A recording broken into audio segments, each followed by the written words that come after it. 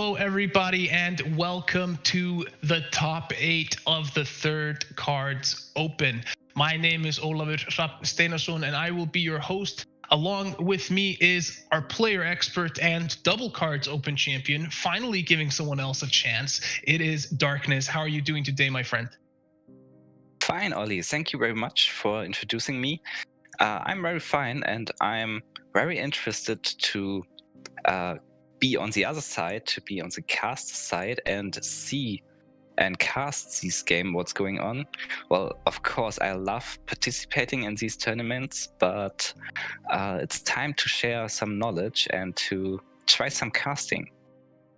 Yeah, well, we're absolutely privileged to have your knowledge here with us today. It definitely makes up for my lack of it. So don't hesitate to stop me and correct me if I say something stupid. So, that's why you're here. But I want to start things off by talking a little bit about the format, right? So this is a different type of format than we've done before. This is Pauper. Pauper is something that is kind of borrowed from Magic as a terminology, but in cards, that means that there are only standard and limited cards in the decks. So in terms of that format, what does that mean for your deck building, and what types of cards are we seeing here, and what types of decks are we not seeing? Like, what are the decks that are, unable to be completed without the specials and elites, and what are we seeing? Well, in high level, in the meta, there are a lot of different decks already known, already refined, and people know these deck lists and how to play against these. For example, combo decks like UK Commando or British Air Bullets or Baby Combo. All of these decks are remaining on specials and elites, and they are just not possible. In the Swiss rounds, a lot of people play Token because Tokens contains a lot of standard cards, and recently buffed, they are high value, and there are a lot of other high value standard and limited cards like Removal, the Hammer, Critical Hit, or from UK, Lancashire Fusiliers. Basically, all of these nations having these standard and limited high value cards. Germany, for example, Volksgrenadier, and this fighter, FW 192. I expect maybe some aggro decks like J-aggro. It's possible to build these without specials and elites. I expect tokens, and I expect high value decks, but with proper cards. Okay. I mean, I think that makes a lot of sense, and the way you talk about it, right? We're not likely to see, a ramp deck, for instance, because that relies really heavily on the deployment effects of the specials and elites to kind of control the board later on, right? So is that maybe the biggest thing we're seeing here, is kind of the lack of deployment effects or lack of buff effects that are coming along with the units? We're seeing more of a unit-based combat here, cards combat here, rather than kind of order based or based around these combo pieces like you talk about. It's hard to set up some combo pieces well for standard and limited. UK is able to do this with the Engineers Battalion and Cup of Tea. This is some piece, but it's unit based. So playing a lot of units, buffing these, being able to outvalue your opponent. This is possible, but most of the other deployment effects like Avenger, like B-17, or even other units like Corsair, maybe elite units like Lancaster for UK, all of these units are not allowed here. So yes, I am expecting a lot more units. Not all about deployment effects or orders or combos, but units with high value and, of course, removal to fight against these units. Absolutely. I think I'm really excited to see how these games play out, because I think this is, I think this is a game mode that fits really well in cards, right? I think this is the game that a lot of people experience when they're starting out their collection and they have the starter decks and they've improved them a little bit. They've added some higher value units, but it's this very kind of unit based movement, attacking back and forth type of card game. And then as you kind of progress in your collection and progress up the ladder, the concepts become a little bit more abstract. And I think that's true for a lot of card games. But that's why I think, a tournament like Pauper is so important, because it kind of enables the playground for this play style. And given the interest that this tournament received, and hopefully everybody that's watching is enjoying this and will continue to enjoy it, I definitely kind of want to experiment more down this line moving forward. I've talked about this a little bit publicly before, but I would always say let's think about the entire cards collection as a deck of cards, and then let's think about what games can we play with that deck of cards. Just like a normal deck of cards can play Go Fish and Poker, we can play Pauper or Ladder or Draft, right? So super excited to see what these players bring, and highlighting that to any newer players that might be watching this. Take a good look at the cards you're going to see here today, how they are used and how they are built around, because these are probably going to be the best cards for you to start your collection building on. But yeah, that's true. And it's very true, this back and forth handling costs, handling with deployment costs, this really feels like back to the roots. Well, high ladder meta is kind of abstract, thinking about all the possible elites and combos. Be aware of these, but this is kind of grounded. Yeah, as I say, back to the roots. Pauper tournaments are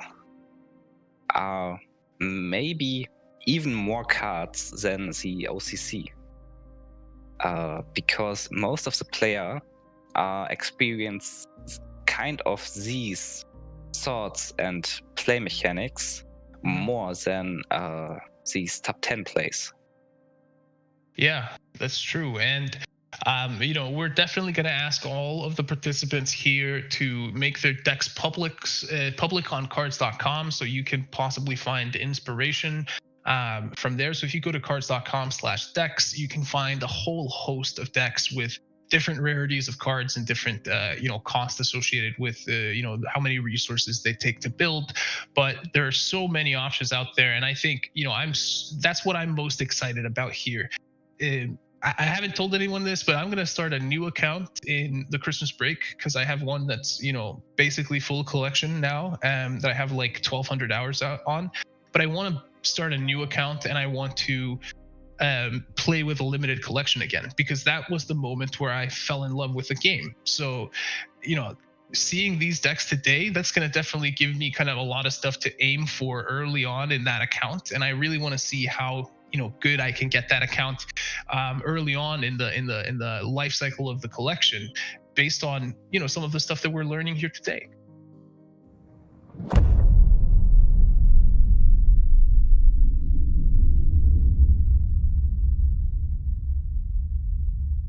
All right, it is time to go on and head into our first match. But before we do that, let's take a look at the bracket and see who the 8 competitors are here in the top 8.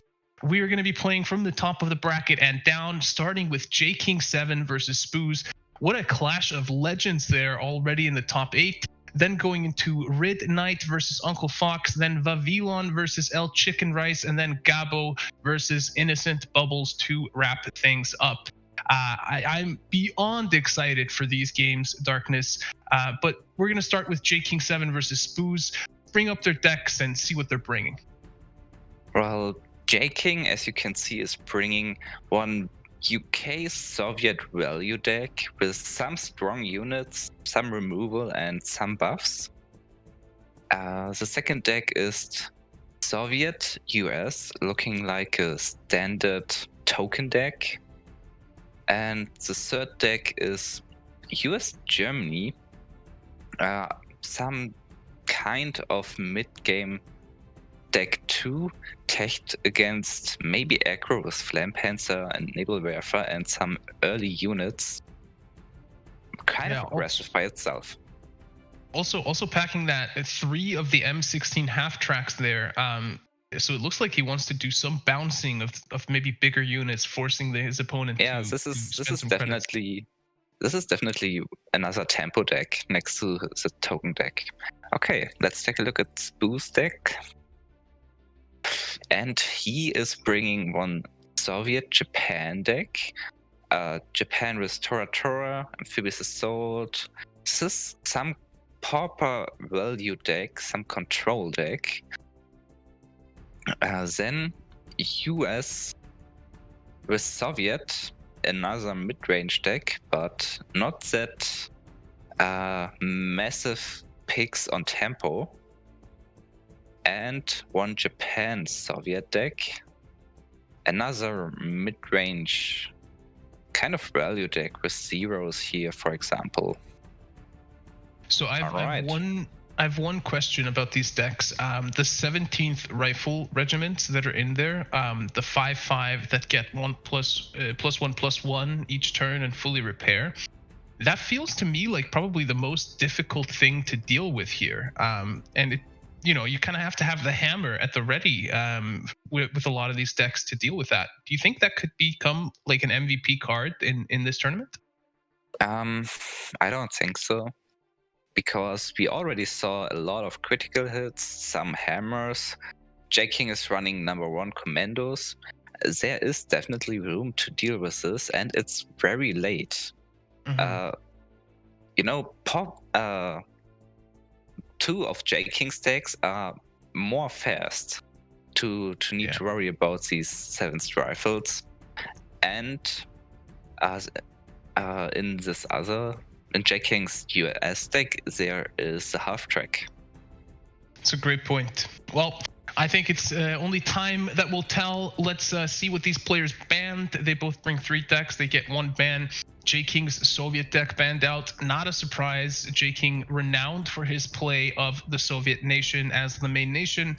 Spoo's USA deck banned out. But let's get on into the action right here, right now. Game number 1 between J-King 7 and Spoo's, and it is going to be USA from J-King versus Soviet from Spoo's.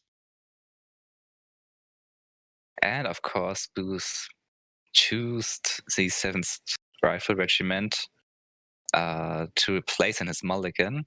The start looks way better now, starting with 1 Bloody Sickle, 2 2-drops if he wants to drop his Katyusha. The 2nd rifles. This start looks very nice, but so does J-King's start. He's having 2 of these 2-drop infantry regiments who are very strong. And yeah, he's choosing to play the howitzer. I quite like that because of course he's able to buff this unit and trade, and without trading, just killing the 1st infantry unit here. Yeah, the great move there, buffing it with the 17th to get the trade. Already looking at the board here, Spoo's, yes, he's got the Katyusha that might be able to take out the 17th. He's got a couple of Bloody Sickles. Yes, he has some ways to do with it, but they're all kind of fairly expensive. J-King has a really good board at the moment, in my opinion. Yeah, as this buffed howitzer early on with no real option to kill this is very scary. He used both Bloody Sickles, but if he's going to drop the Katyusha now, he risks it of just being traded. So he leaves the credit, and yeah, J-King has already big board presence here. Oh, he found Tora. This is an amazing card against tempo. He's now able to play Tora and kill with Katyusha the howitzer the most scary thing here for the moment. But next turn, what is this infantry regiment? I want to call it by its name. 17th infantry. Yeah. Another howitzer. That's definitely not what Spoo's wanted J-King to find off the top there. That howitzer now being buffed by the Greyhound in the front line, and having spent both his bloody sickles, a little bit of a difficult spot here for Spoo's in order to deal with that. It's very difficult for Spoos now, because even if he's going to drop this rifle regiment, he's able to remove the guard with howitzer. He's able to send this back with half track. J-King's able to just play death from above onto a big unit, and this the 34th guards is dealing constant damage to Spoos. I don't think this is a good card in this Pauper matchup. Well, for slower decks maybe, but against aggressive decks, this is just awful. I mean, we could also, J-King has some options here. He has the Sherman there for the draw, 2 units in the front line, but opting instead to just go for the 2 of the infantry units there that get buffed when they move up into the front line, and that could become pretty big. Yeah, he's definitely setting up here a huge front line, maybe baiting Spoos into playing a big unit, while he will be able to trade one and playing Death from Above or Census back. I think that's definitely what we're going to see here. The howitzer is going to take out that guard unit, and then a Death from Above is going to take out that Zero. Really good there for J-King to have an answer for the ambush on that Zero, which could have otherwise caused him some trouble if Spoos was able to get rid of the howitzer. The ambush is not a real matter because it's already in the mid game, and J-King knows he is strong right now and he needs to do something right now. So he's going to pressure and maybe just dealing damage to Spoo's headquarter. Yeah, I think Spoos is definitely banking on, that 17th Rifle Regiment surviving, but multiple options. He got the 7th Infantry Regiment able to buff the howitzer and trade easy into the 7th Rifle Regiment. I mean, he had multiple ways. He could have even played a Greyhound, pushed it into the front line, traded that way. A huge condition. But you really want to have the howitzer buffed, so Katyusha plus Tora Tora is not able to kill this anymore. Yeah. And I think now we're seeing one of the downfalls of the 17th Rifle Regiment. If they get removed the turn that they're played, they are, really bad.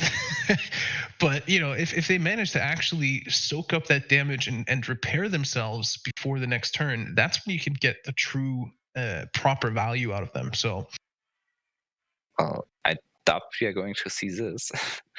Yeah. It's hard to play the 7th Rifle Regiment into an established board, into the opponent's board presence, because J-King has all the options to remove these units, and this unit is only strong if you're not able to do anything about against this.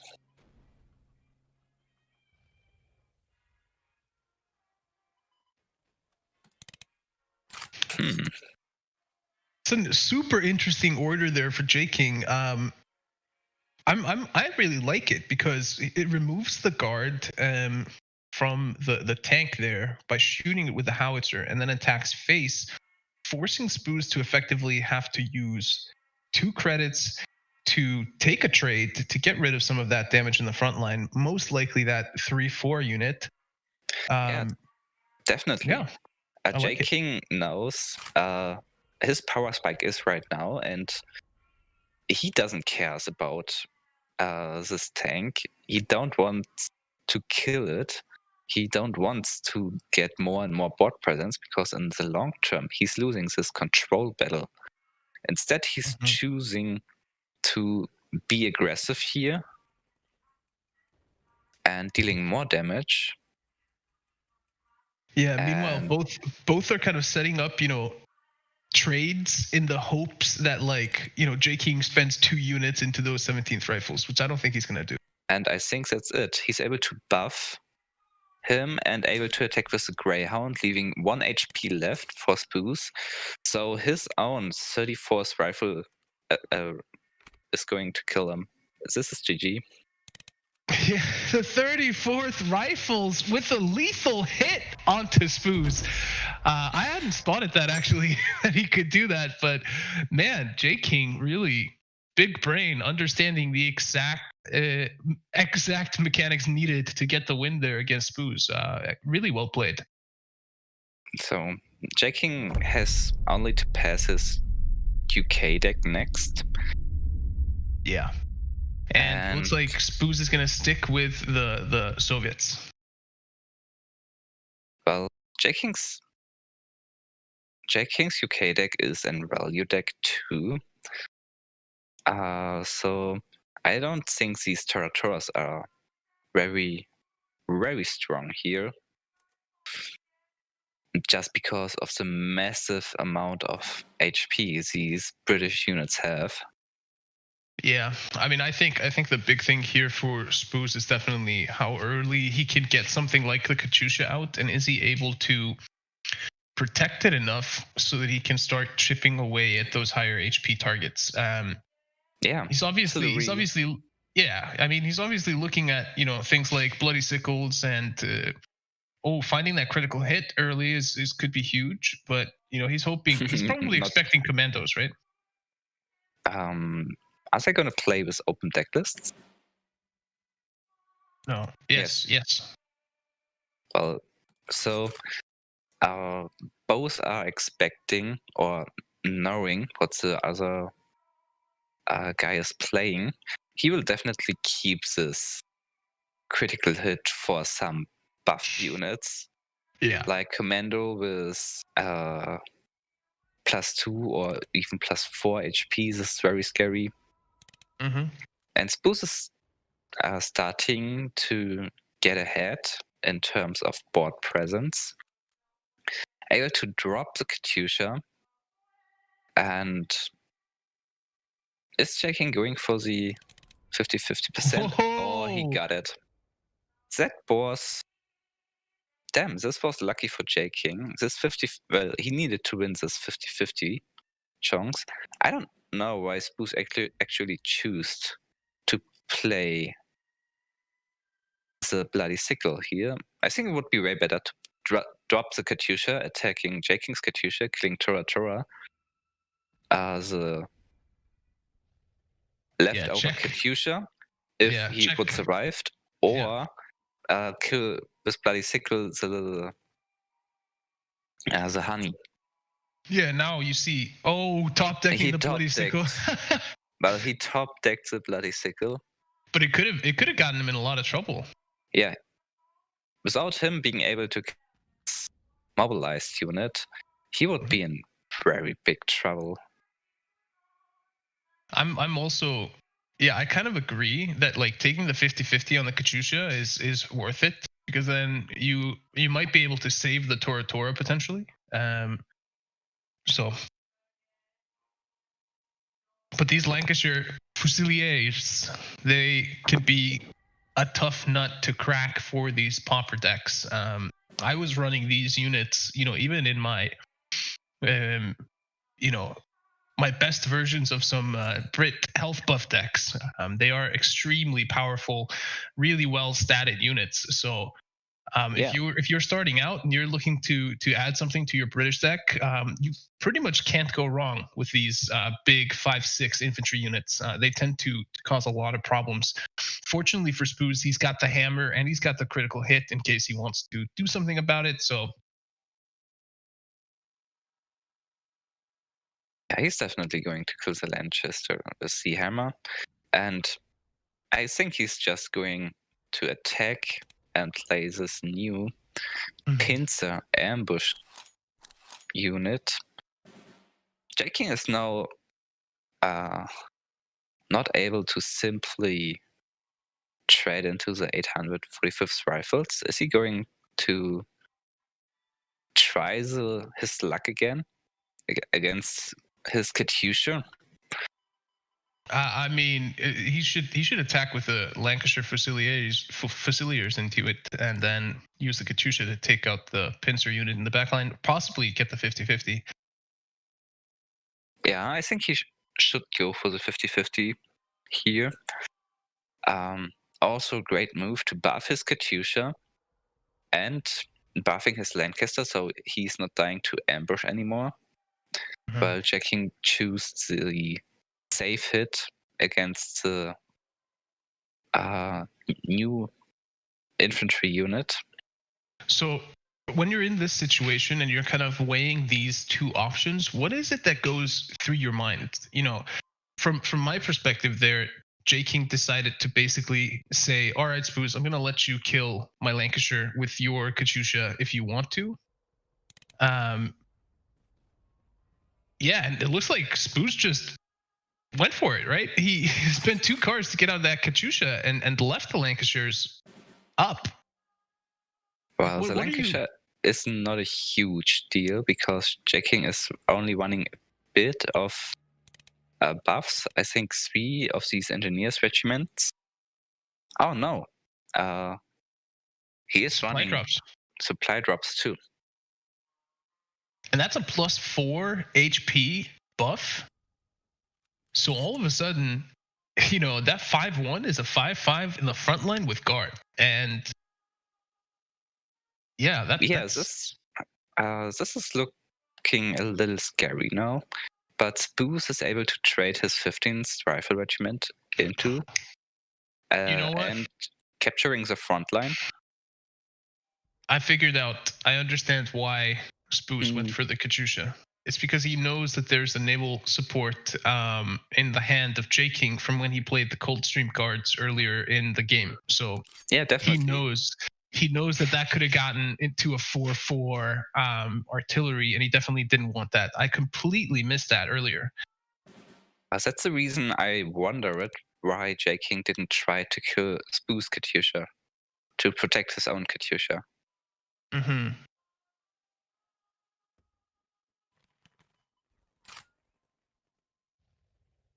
Putting on some pressure, but 17th Rifles can trade into 17th Rifles if they want. Amphibious Assault, not a bad pickup. Actually means that if he wants to, he's able to almost clear the board here for J King. But it'll leave him without any cards and no real kind of draw opportunities outside of that destruction effect on the Japanese guard unit there. Well, Spoo should kill the Lancaster Fusiliers first and trade his guard unit, a 61 rifles, into the 7th rifles, trading this unit with 845th, just to draw a card first. Oh no, he chose to sacrifice his rifles to protect his Katyusha a little longer. Yeah, I think that's interesting. I'm also wondering, the 845th rifles. When would you say that it's worth it to attack with them in order to get the HP, or are you always looking for, you know, card advantage or the ability to 2-1, or is it ever, you know, let's say there's a Pershing in front of you and you can get 8 HP by attacking it. Is that ever worth it? That's worth it is if the opponent is able to kill you next turn. Most of the time, especially looking at this scenario, it's definitely not worth it. Well, in this matchup, HP doesn't matter at all. This is a control matchup against control, and you want to get ahead in terms of board presence and ahead of cards in your hand. Nobody here is able to rush the opponent down. As you see, we are in turn 11 and both are ahead of 20 HP. Yeah. So having a little extra HP is nice, but kind of unnecessary here. Do you feel like just in general, people tend to overemphasize their HQ HP as a stat to be protected or managed? Because I feel like whenever it's different. Some beginner are focusing a lot on their HP, and some people are focusing not enough on their HP or the opponent's HP. I feel like this is consistently where I say something during cast and I'm like, I wonder, shouldn't he just do this? But it's almost always the answer is no. What are you thinking about, Oli? And it's almost always around things like, should he be trading in or should he be leaving it back? This Lancaster Fusiliers is very scary. Juice was able to kill the buffed #1 commando, but J King finding the second cold stream guards here, and he's choosing his honey to buff, and the Lancaster Fusiliers. So he's having 5-5 and 8-8 unit in the front line. Kind of looks like he's going to win this control battle with 2 cards left. Well, fortification is not really needed here. Yeah, I mean, again, look at the. Ooh, that could change things. He's able to deal with both units in the front line now. Yeah, great top deck. Honey. He's able to kill the honey, get some HP, but as you see, HP doesn't matter right now. He's able to. Do you kill the engineers here? This would be very risky, because Spoo knows J King is having critical hits. But sorts of Spoos might be right now. Could he risk it? Could he just go for the engineers battalion and trying to get a 2-for-1 trade? Maybe that's necessary to take this risk. Well, not seeing J King's critical hit in hand, because J King is having 2 cards on hand and 3 units on board. Spoos has maybe to deal better, but he just chooses to play safe, not run into critical hit, and kill this big Lancaster Fusiliers. J King top decking 17th rifles 2, playing fortification. Well, Spoos is able to drop this tank, but it's getting traded by the 17th rifles, who are surviving finally. Yeah, I mean, it might even. I think we finally saw the 17th Rifle Regiment deliver its value there when it got buffed up and survived the turn. They finally survived 1 turn. J King is maybe thinking about killing this with Katyusha and critical hit, but no. Spoos is having 0 cards left, only top decking. Top decking 0. It's only the critical hit. Sadly not being able to kill these 17th rifles. Yeah, now we finally see why the 17th rifles are sometimes considered really strong. Is because when you get them into this position, they are extremely strong. He can now value trade again if he wants to with that Katyusha. Not that he's going to. It looks like he's going to just run the critical hit on it. But yeah, I mean, that's going to be an 8-8 next turn. So yeah, J King setting up lethal, killing this 0 right now, having enough damaged next turn if he's going to hit the Katyusha. Double attack. 8, 9, 10, Well- 11.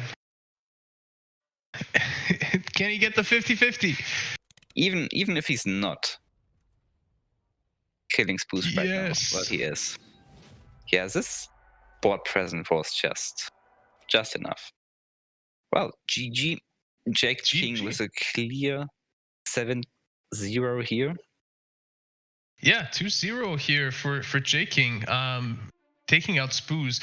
Excellent play from J King there. I feel like he was very much in control and always had another step. Got Spoos on the back foot pretty early in both games, and Spoos was kind of battling an uphill battle for the remainder of the game. So excellent play there from J King. Yeah, J King's decks are well prepared, and he's a very calm player. Well, in these control matchups, J King is very, very, very strong, and it's very hard to beat him. As I know from my experience playing and training with him. So I want to use this opportunity, because this is a Pauper tournament, because we might have some newer players watching the broadcast here. I want to highlight a couple of things there. One is the Honey. The Honey is a limited card. It can be extremely potent because it is a tank that kind of lives in the backline and gives value there. You can buff it up over time and then get one of those naval supports on it and suddenly have an 8/8 or 5/5 or however large of a unit that can move into the front line and attack during the same turn. So for any newer players that are looking at like, what cards can I put in here that are really valuable, look at these deck lists, look at the cards that these guys are bringing from the standard and limited rarity, and kind of prioritize those, because these are extremely powerful decks that I am convinced that most of these players could get into the top 100 with if they played it on ladder. But it can sometimes be hard to find that coherent deck structure when you're starting out into the game. So look at these decks and see if you can take something out of them. Yeah. All right. Nothing to add. Next match. Let's get into it. Next match is going to be Rid Knight versus Uncle Fox. Two new players. I haven't seen these players play before. Super excited to see what they bring. Let's check out their decks. Rid Knight bringing an UK Soviet deck. This is very, very similar to J King's deck. I think he's running first airborne more, but in general it's basically the same deck or same archetype. US, Germany. There's some difference, more retreatment. For example, the Hummel and the Panzer FW. With Sunstrike, Tactical Strikes, some removal. Is he playing the half tracks too? Yes, he is 2 times. And of course the Howitzer. So this is like a tempo retreat deck, kind of similar. And the Soviet deck is playing with no surrender, motor rifles, reserves. This is a token deck. Maybe not a typical token because he's running the 17th rifles, but in Pauper this could be a very good control addition for some late games. Overall, a token deck. All right. I'm super excited about these decks, and I'm looking at the 2-pounder there in the British deck in particular. I think that's going to be something that can surprise people. Yeah, and that's something that can be very efficient with 0 operation cost. Just buffing this a couple of times with maybe Engineer's Regiment or the buff from Quartz Guards, naval support. Yeah, this can be really huge. All right. Let's get the next text. Yep. Uncle Fox is playing Token 2. Well, Soviet US. I think Token is very popular in Pauper and very strong. And he's bringing Japan Japan aggro with some burst, air blitz, Hien as blitz fighter. So, and yeah, J aggro deck. And UK Soviet, the value deck again. We already saw 2 of these deck lists. All right. Yep, and again, for anyone that's kind of new to the game, thinking about their collection, look at these deck lists. These are super valuable cards. Every card that's in here, aim to craft that. But I think we're ready to go on into the game. Let's look at the bans here. Rid Knight gets his USA deck banned. Uncle Fox gets his Japanese aggro deck banned. Both players are from China, and I believe one of these is a fairly new player. Let's get right on into the game, though. Yeah, you already told me that. Like, started 2 or 3 weeks ago. Yeah, maybe we can get a confirmation on exactly which player that is. Redneck. Yeah. Uncle Fox, I already saw him in the ladder, and I think you need probably more than 2 weeks to be able to. So it is Rid Knight. He has only been playing around 2.5-3 weeks when this is recorded, and he comes from Hearthstone. So really showing that you can kind of transfer that skill and knowledge from Hearthstone into this game if you put in the effort and really make it fast to the top of the competitive scene. Reaching the top 8 of an open Swiss tournament where more than 200 people are facing against each other with less than 2 weeks gaming experience, this is impressive. Yeah, it looks like we are not having pull cards from both players. That is due to some technical difficulties. We are getting these signals all the way from China, which is, let's not sugarcoat it. It is a logistical nightmare. But definitely happy that we're able to get these games and see how they go, nonetheless. No surrender there being played. Full line of light infantry units. Yeah, probably. Uncle Fox just wants to buff these units next turn, but of course Redneck knew that, and he's having 3 bloody sickles in hand to be able to trade here. Wow, that's actually huge, because even just leaving up 2 of those guys would have meant that he could play the 503rd motors along with another light infantry unit and have a full buffed support line.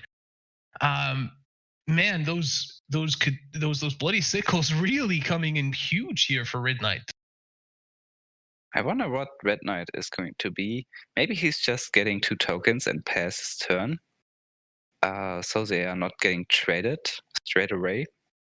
And he's able to play them and buff them next turn. Yeah, but leaving the field open against the token deck doesn't feel good, you know? Well, he's going to play.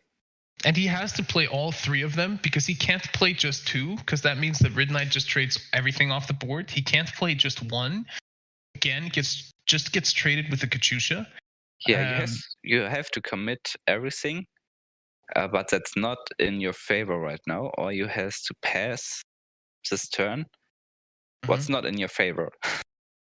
Yeah, tough spot here for Uncle Fox.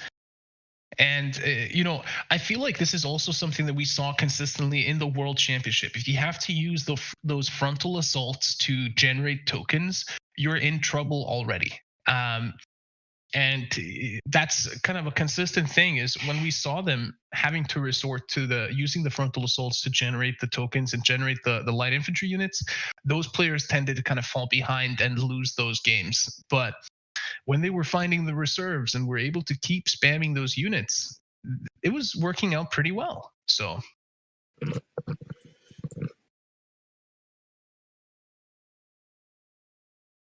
Uncle Fox finding a great top deck here, just to be able to drop big unit and getting reserves. Well, Redneck may be wasted one of his frontal assaults only on one light infantry unit, and this just got traded. This is looking not that good anymore for Redneck. Well, sadly we can't see his hand. But if he's not able to deploy a lot of light infantry units now and get some board presence, Uncle Fox is going to do this very soon. Yeah, I mean, we can obviously see what Uncle Fox has in hand. We know that he has token generation. He's able to deliver 3 tokens to the board there with these reserves. He's got a Unity of Strength as well, so he can buff something up +4/+4. He can use a frontal assault, and now the board is starting to develop into something pretty scary here for Uncle Fox. But something like, an alliance or some sort of buff onto that backline from Red Knight, that's also pretty scary, right? That Katyusha becoming like a 3/4, that could be really scary.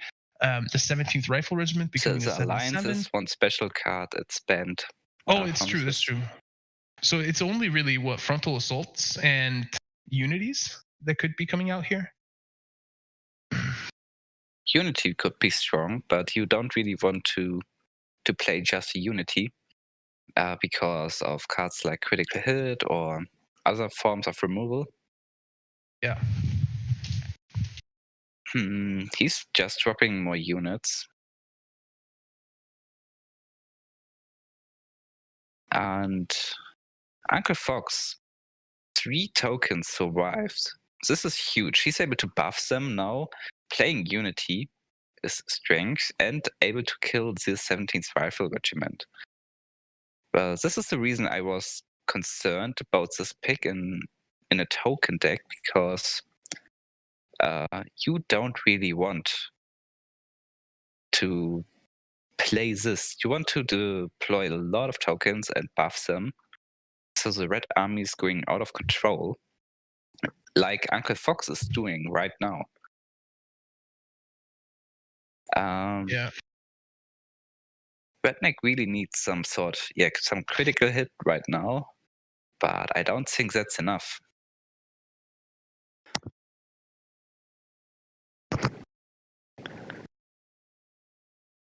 All right. I mean, buffing the A45th there could help him out a little bit, but that we can do it is absolutely huge. And drawing into a frontal assault, I don't know if he wants to play it. No, he's definitely saving this for no surrender. Ooh. Or is he? He should move the Motors Rifle up, or maybe even playing supply shipments. But it's better to move your units from the backline to the front line to be able to get 4 light infantry out of no surrender. Yeah. Playing frontal assault, and well, this one light infantry unit who dies here had 7 tag. That's very strong, but there are potentially a lot more of tokens. Yeah. And there we go. That is the turn that we were waiting for. Playing a full, oh my god, and he top decked the Unity of Strength as well. Well, so he's probably not going to use this right now. He wants to buff his units and to kill the opponent's light infantry unit. Yeah. So reducing the combo potential for Red Knight. And Red Knight is already on a very, very tough spot here, like a lost position. So there is +7 that's waiting. And that means that we're at, we're at 8, we're at 15, we're at 17 damage that can be dealt in the next turn here for Uncle Fox. That's true. You are becoming very good at counting, Oli.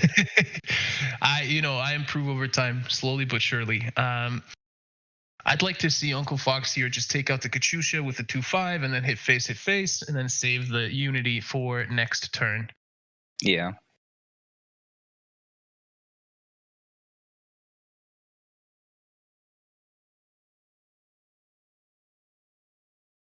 Looks like he wants to go for just attacking face early. I mean, both things have merit, I think. Yeah, looks like the surrender is going to come in. Red Knight did not have anything to deal with that. And with that, Uncle Fox takes a 1-0 lead here in this series against Red Knight and, well, eliminates his Soviet deck from contention. But let's see what the next game brings us here. Let's just jump right on into it.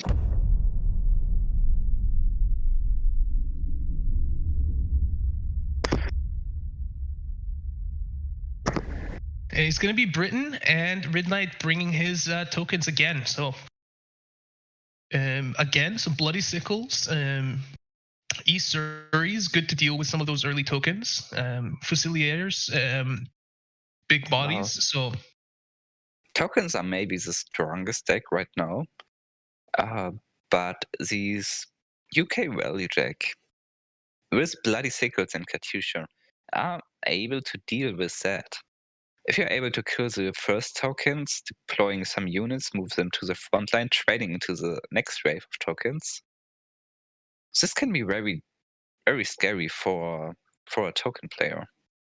Uncle Fox having a very tough situation here. Is he going to trade to kill one token with Bloody Sickle to prevent them getting buffed by frontal assault, or is he deploying the honey? But he chooses the honey to be credit efficient.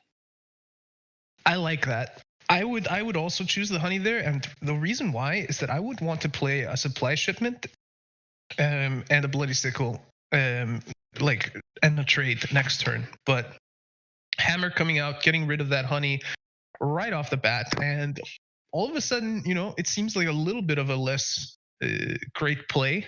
But that Hammer would have come out eventually anyway. Uncle top decked and Bloody Sickle and killed both reserves. This is huge. And there's just an open board. He's able to drop on curve Lancaster Fusiliers. This is kind of scary for Red Knight because he already used one hammer to kill the honey. Yeah. It's unlikely he's having the second hammer again. Well, would be perfect if Uncle Fox can take the front line here. Yes. Taking the front line is very important against tokens. He wastes no time. I think Red Knight is playing critical hit, so playing supply drop can be risky. But if he's not able to trade one unit and critical hit into this is terrible. It's horrible for the token player, Redneck. Yeah, I mean, Redneck or Red Knight. I'm calling him Red Knight because of the way it's spelled. Yeah,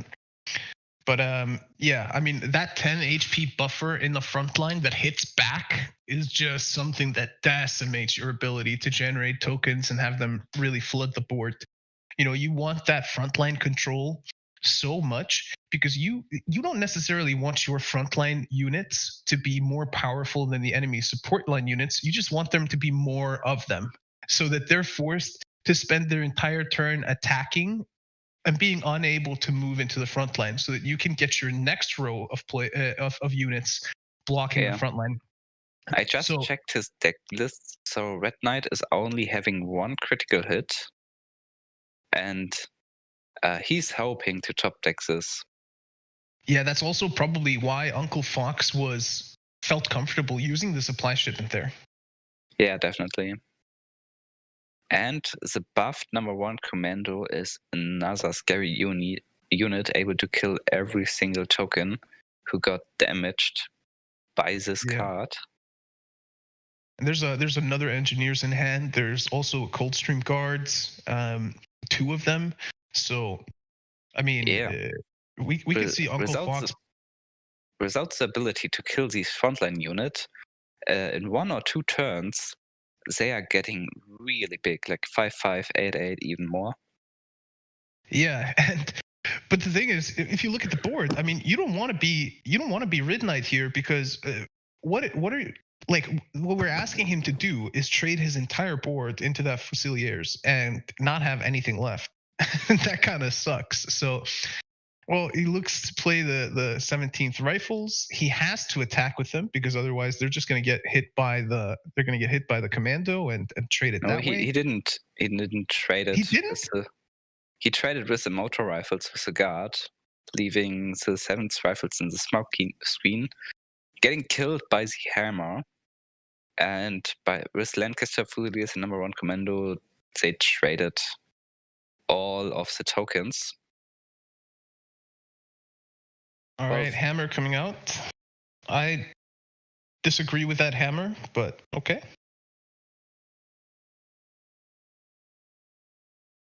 I mean, would you not hammer the commando there? I mean, yes, you have less threat to your face, but I don't know.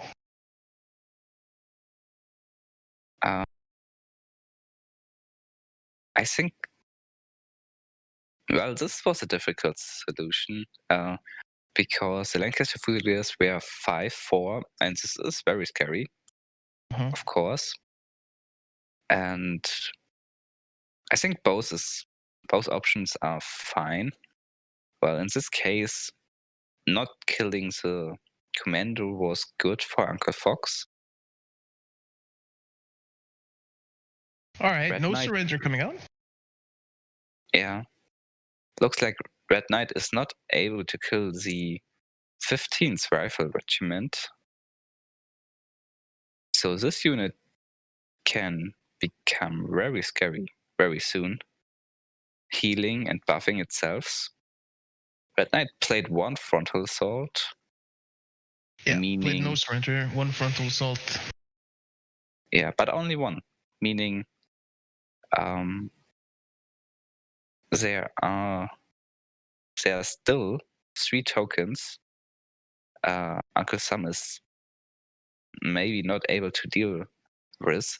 He could have played Coldstream Guards onto and naval support onto the Engineers Battalion, but this just doesn't feel worth it.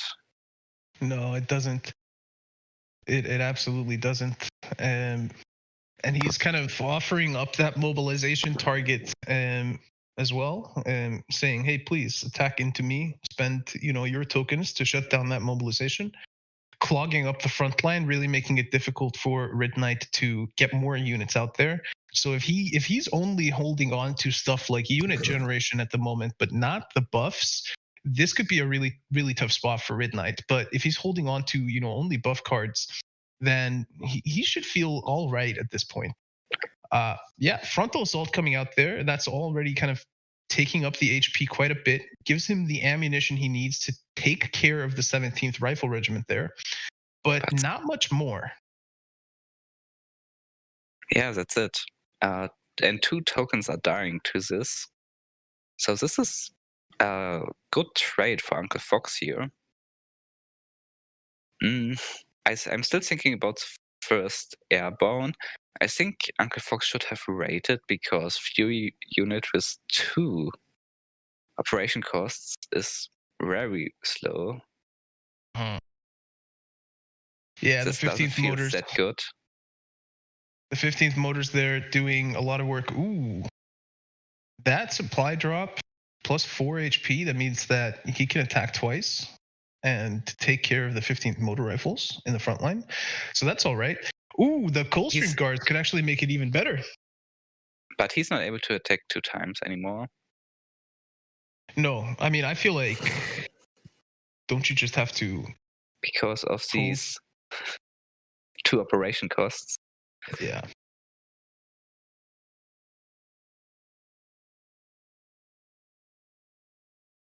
And you kind of don't even want to use that to trade because that means that. Yeah, Uncle Fox is definitely going to trade 1 light infantry unit, so 1 on the left. Some very questionable plays here. from Uncle Fox, while he's still having the front line and board presence.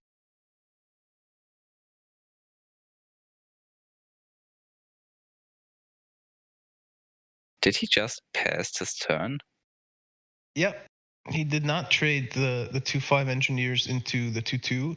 And now another 503rd motors comes out for Red Knight, and all of a sudden these units are starting to look a little bit scary. I mean, not super scary though. He's got that commando up there, but no value out of that airborne. And look at that effective trading, and Uncle Fox all of a sudden starting to get low on cards in his hands. Sure Finding has another engineers battalion able to buff even more units. I mean, still, this is not looking too bad. Surely you play like Honey, East Surrey. Why would you not play the East Surrey before you played the engineering battalion? That's a good question. Just a misplay. You always gotta wonder as well. Like this is a Pauper tournament, right? If you're a Red Knight, you just started playing this game 2.5 weeks ago. You're all of a sudden in the top 8. You're playing against an established player of the game. What kind of nerves are going through these guys right now? What kind of effect is playing in the tournament having on them? Because tournament jitters are a real thing. Yeah, of course. Maybe that's why Uncle Fox made these misplays. But Red Knight looks like a calm player here. Well, we don't see his hand. Maybe he made a lot of mistakes. Who knows?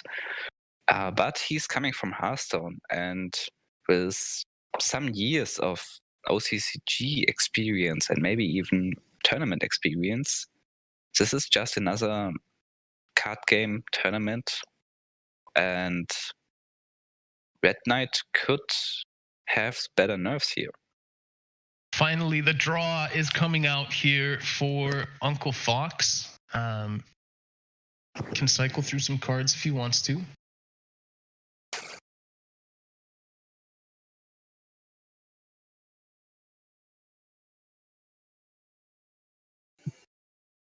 With an empty hand for Red Knight, do you feel like it's worth taking the front line there, or would you just spend the time drawing instead?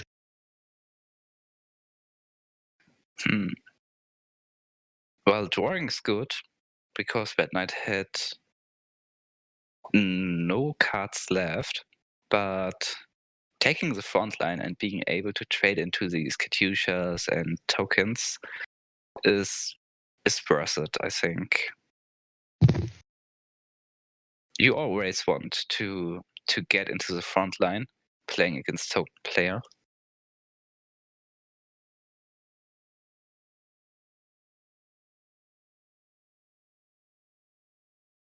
Lend-Lease.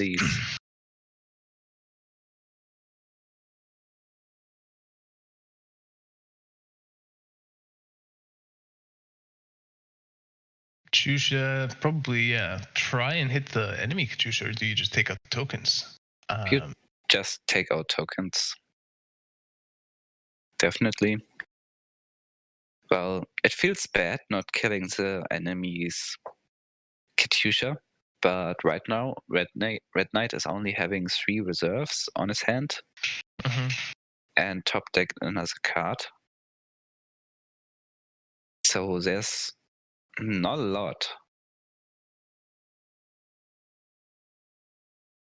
Uncle Fox is fearing right now.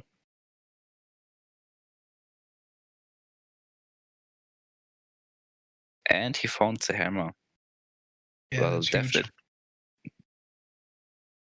I think Uncle Fox is going to trade both tokens, killing Katyusha with hammer and just playing some units. This would be a very strong turn here. While Red Knight, with a lack of card draw, is in a very, very rough situation. Well, these legs are awful, but he did exactly what I told you. Yeah, we do apologize for the Oh no, stuttering. he just used convoys. So he drew two more cards. No surrender. Is that going to be followed up with some sort of buff, or are these all just lambs to the slaughter? He's because he's only having 2 more cards, and I think one of these are light infantry. This is just awful because he's able to play some tokens without buffs, and without the combo, without buffs, they are very easy to kill, and they're not even able to kill the East Terry Regiment. No, and that's going to be a 3/3 next turn as well. The first. One unity. Well, at least that's something. He's able to kill the East Terry Regiment now and get rid of the mobilization effect. Yeah. But again, Katyusha is killing the 1/1. Light infantry hammer is able to kill the buffed. One Red Knight is only top decking without real good opportunities to refill his hand. This doesn't look good at all for Red Knight. No, and I wonder, are there any deck improvements that he could make that would make his draw capability a little bit better? Maybe something like. I think the 7th Rifle Regiment is a very questionable pick here because you lose a lot of tempo playing this unit. Yeah. Well, of course, this is like a high roll deck. You're going to hit these tokens, and being able to high roll to get all these buffed units, or you're not getting the right cards and just losing. But I think there are some small improvements possible.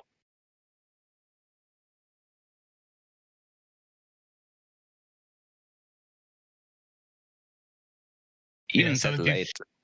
Yeah, it's not even doing anything. Leaving it on board, kind of hoping that it could maybe snowball a little bit and help him take out the East Surrey there next turn, but no luck. Uncle Fox not giving up an ounce of the battlefield here. An inch of the battlefield, really pouring on the pressure. And it looks like, the GG is being called, and Red Knight, after his miracle run, is out of the tournament 2-0 against Uncle Fox. Of course, we thank Red Knight so much for his participation and hope he enjoyed his tournament journey. But that means that Uncle Fox is going to be moving on to take on J King 7 in the semifinals.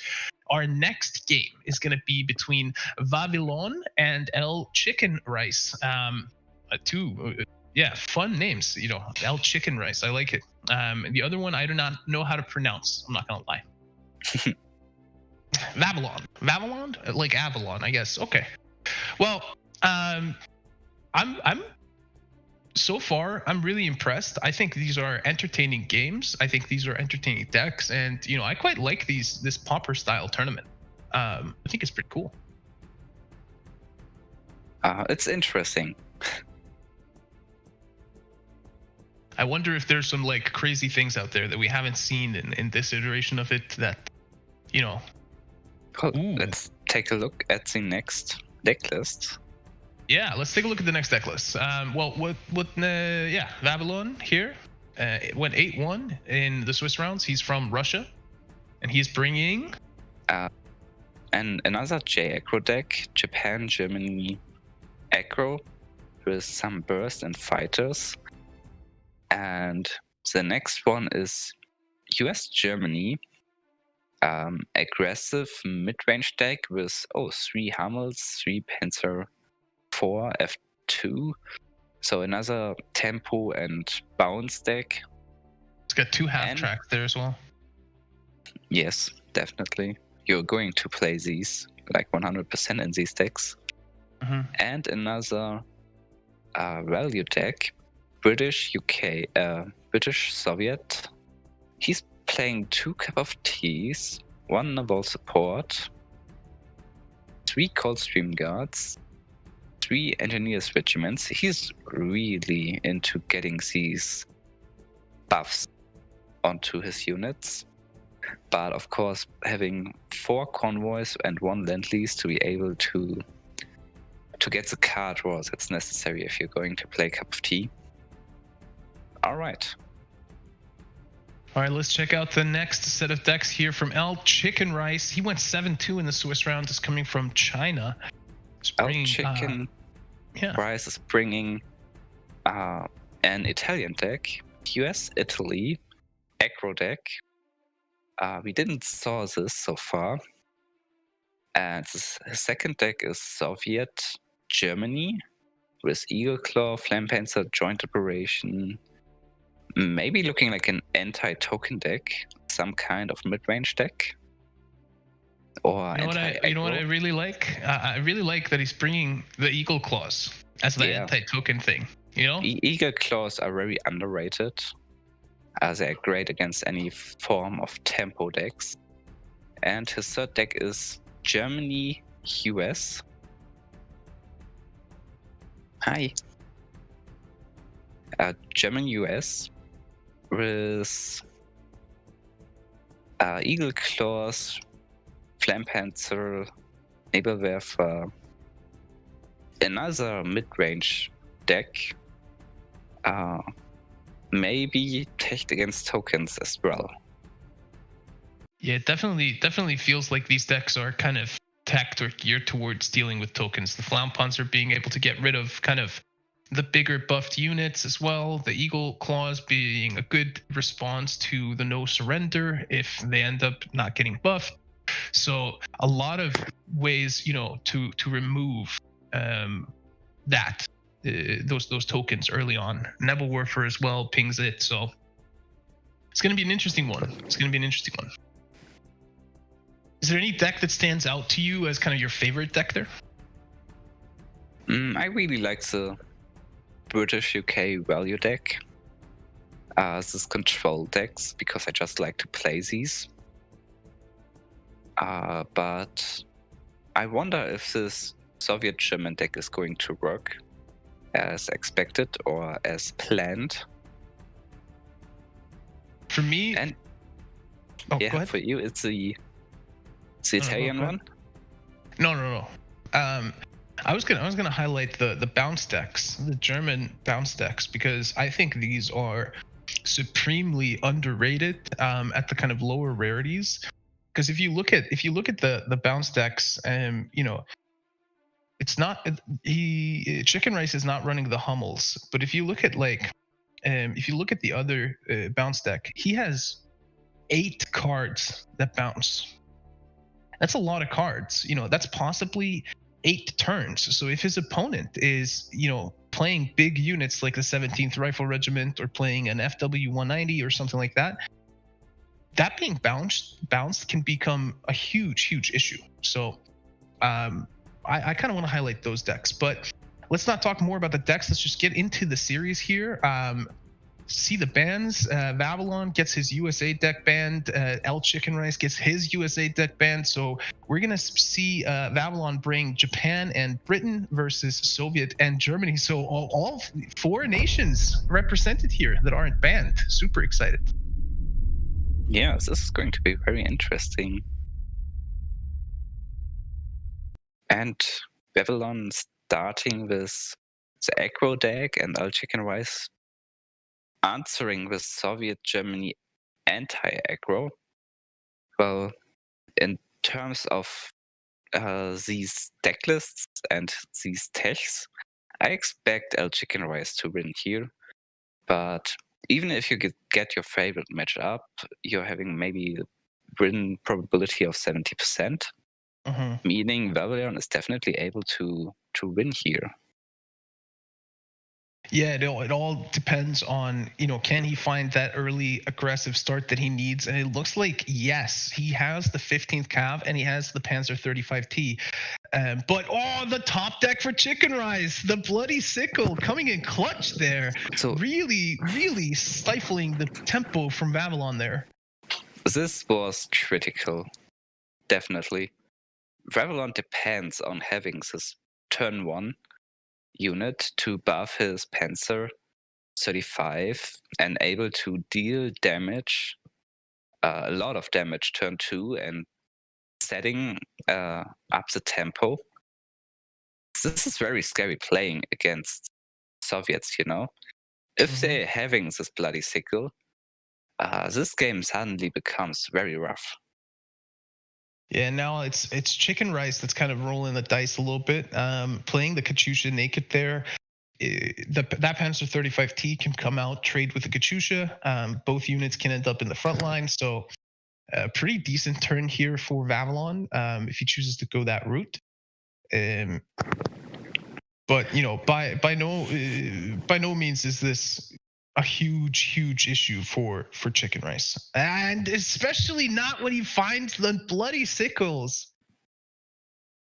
Unfortunately, that doesn't have anything to follow it up with, so not really super credit efficient, but he's delaying so much damage to face right now.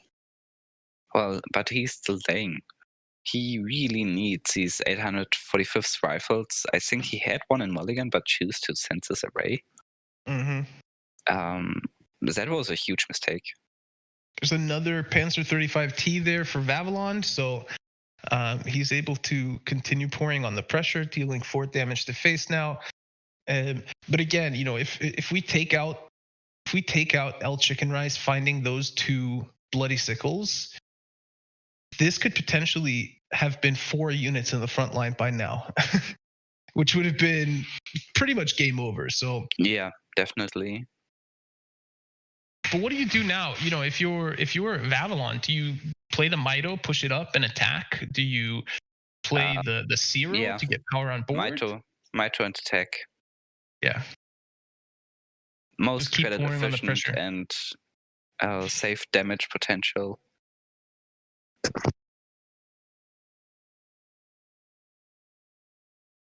Looks like Vavilon agrees, and that is what he does. And now joint operation coming out, but Chicken Rice, he really wants these guys to be in the back line for those Eagle Claws. Yeah. Well, at least he's able to trade, but only having 8 HP left, sitting on big units and card draw, that's not what you want to have. No, and Vavilon, he plays the Zero this turn, plays the 34th, sets everything up for a Type 93 attack next turn, and then he's basically with the key in hand has a good way to end the game. So pretty clear path to victory. Top deck Eagle Claw is able to clear the board. That's nice. That's actually huge. It keeps him alive for another turn. But El Chicken Rice really needs to find something here.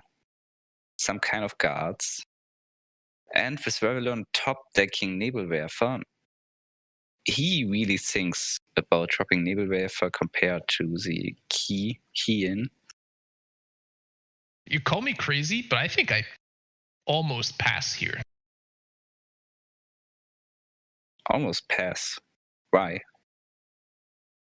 I don't think Chicken Rice is running any guards, right? Well, is he? So I'm just thinking about the key in. He's running 2 second rifles. Yeah. Okay. Then it makes more sense to play it now. I thought he was playing no guards.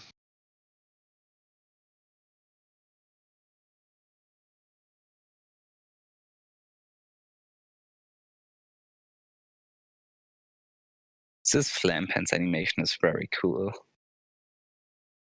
Yeah. Well, I mean, what do you do now? Do you play the key and attack with it, or do you play the Type 93 and attack with the Nebelwerfer.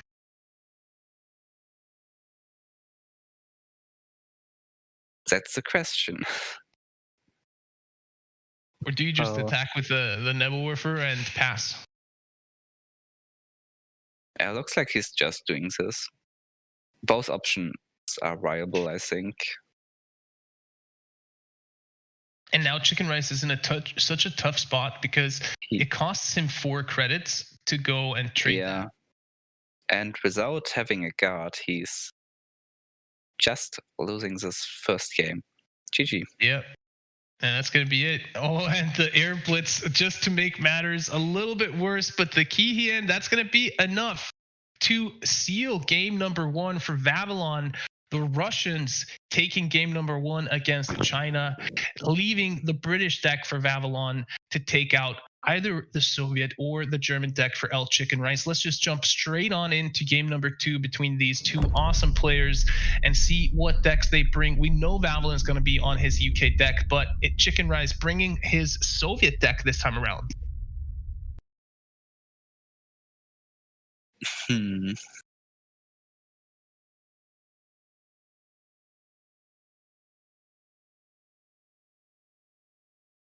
So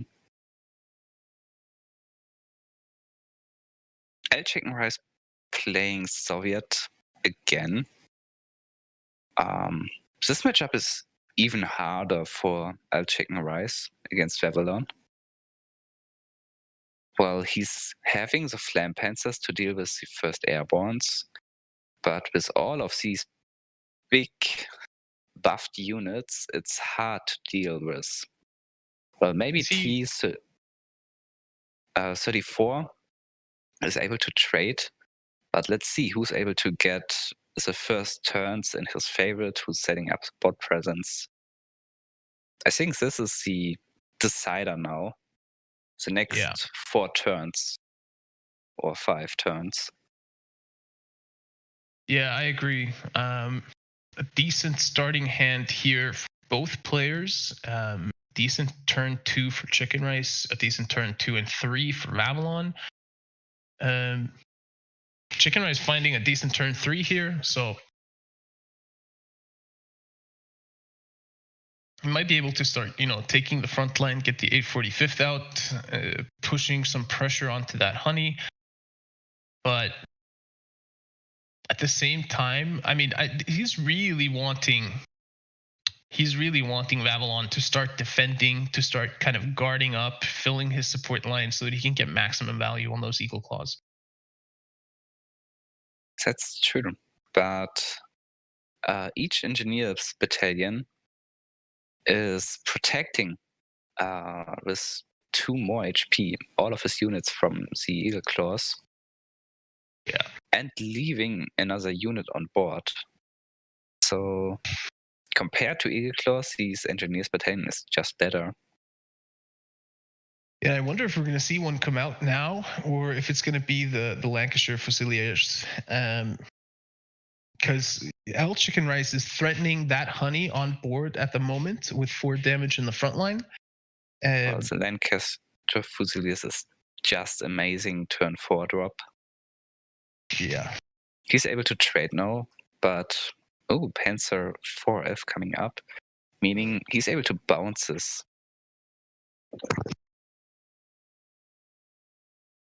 Oh, that's actually a great point. And now we see the bounce come in, and yeah, with that bounce there, maybe some additional merit to thinking about, going wide if you're Vavilon. And if he plays that engineers, then that Lancashire Fusiliers are definitely going to get bounced, I would expect.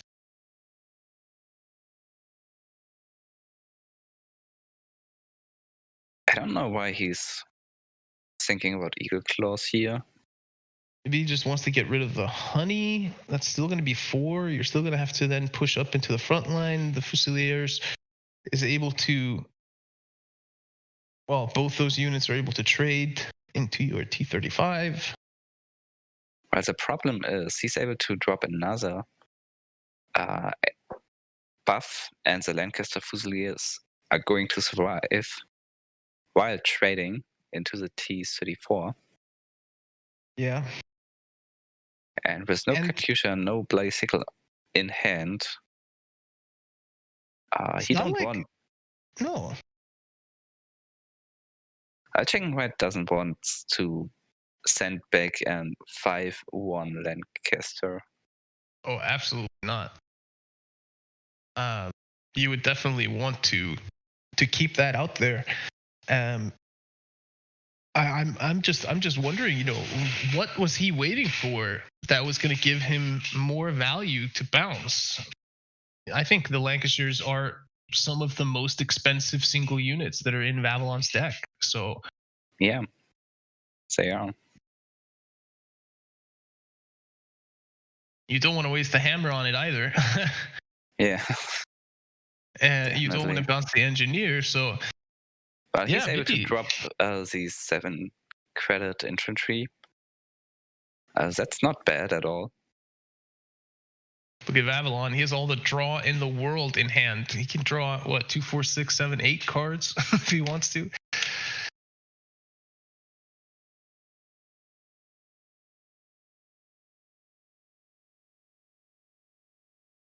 And that supply drop. Yeah. That supply drop as well. That can bring the Fusiliers up to a 5/5 again. Give him guard. So he can force the trade with that 7 cost infantry by playing the supply drop, but instead just putting the pressure on, saying I have 7 damage now to fight your backline guy. Ooh. Top deck. Easy trade here. Yeah. And getting the spillover damage to hit the HQ there. He's holding the hammer, so he's able to deal with that commando if it walks up into the front line. And he can retreat whatever big unit comes out next. Yeah. Oh, this 7 credit infantry unit is still a huge threat to deal with Vavilon. Sadly, he didn't found more tempo units like First Airborne or Cup of Teas. El Chicken Rice is already having the board presence here. Yeah. He finally found 1 Airborne and more guards. Well, look, you definitely want to play these Airborne, but it's risky to play the supply drop because of the Panzer IV. Vavilon playing very calm here. Yeah, I don't think he feels under that much pressure given the amount of card draw he has in hand and the amount of guards he has protecting his HQ. He knows that he's it's very unlikely that Chicken Rice, is going to be somehow one comboing him within a turn. It is very much a control type deck that wants to win over time. So Vavilon maybe not feeling as anxious as we might be feeling on his behalf here. Well, Vavilon's problem is he draw too much card draw. Like he had 3 convoys and his 1 land lease within the first 15 cards of his deck. That was kind of unlucky.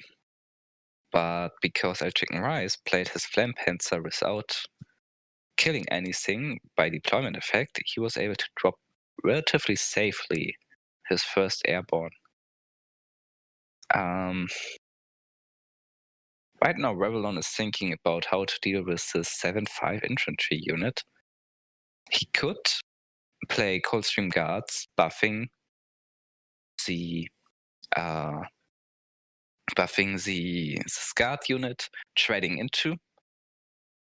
Found another convoy. He's found all 4 of his convoys in the first half of his deck. That's so unlucky.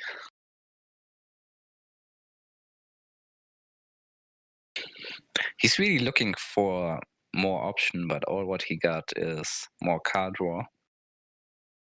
Well, if Chicken Rice is not finding any card draw, maybe Vavilon is able to win here.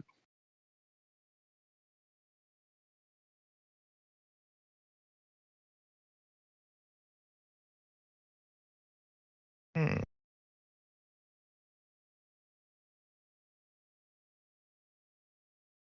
This is a tough one here for Chicken Rice because of those 2 guard units, he's not able to, retreat one and then attack face, which would have been But he knows kind he of played Coldstream Guard, so Naval support is on Vavilon's hand. Yeah. He should trade into the Surrey Regiment to get rid of these 2/6 guard units, yeah. And maybe even trading with the Flame Panzer, but no. Chicken Rice is going for the board presence, dropping the T-34. I like this. This tank is able to trade into the commando without dying because of heavy armor. Vavilon the finally hammer. finding something next to card draw. The hammer here. I wonder if he's going to kill the T-34. This is the most scary unit, but of course, if you're using an order onto this unit, El Chicken Rice is going to draw a card. And the card advantage is the biggest threat for Vavilon right now. I don't think he should give El Chicken Rice more card draw. Oh, that's smart. He's using 4 credits to clear the front line, and alright, he's getting rid of this tank. Yeah, and I mean, he doesn't know it, but should be pretty happy with the card that came out of that.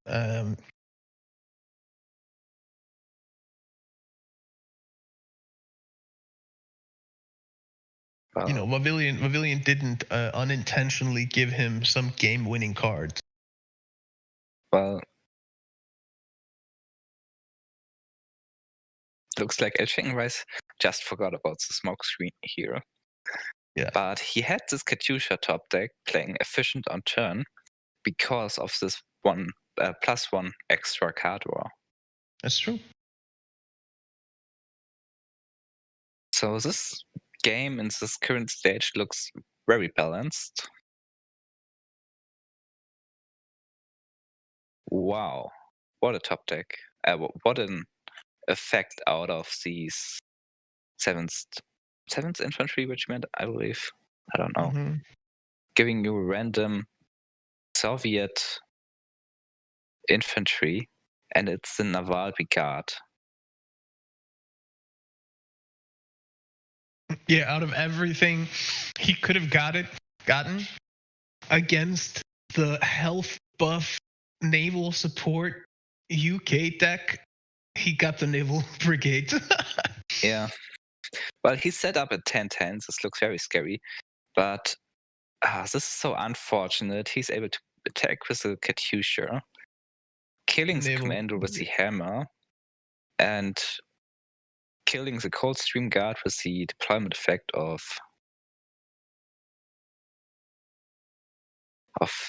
6 Naval Brigade. 83. 83rd, yeah. 83rd Naval Brigade. Wow. Incredible. What a turn from Chicken Rice. I mean, all of a sudden, he looks to be massively in the driving seat here. And what's left for Vavilon? He has card draw. Yeah, exactly, right? He can convoy, he can lend lease, but that's not going to help him. And, Chicken Rice is threatening. He can play Katyusha to kill a Chicken Rice Katyusha. Killing is maybe with Bloody Sickle. Oh, that hammer. He found a hammer, what is nice. Play the Katyusha, roll the 50-50, hammer the Naval Brigade. something like that.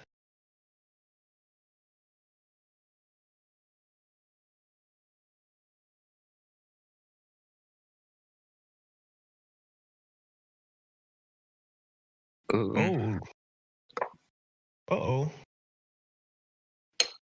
I would have wanted to see him play the honey within the same turn as the Lend-Lease. If he was going to play it in general. I mean, if you're going to force a trade, I would rather have the Katyusha on board than the honey. I don't think Vavilon can spend a whole turn on just drawing with Lend-Lease and honey. There are just too many threats from a chicken rice here. That's true. That's a good point.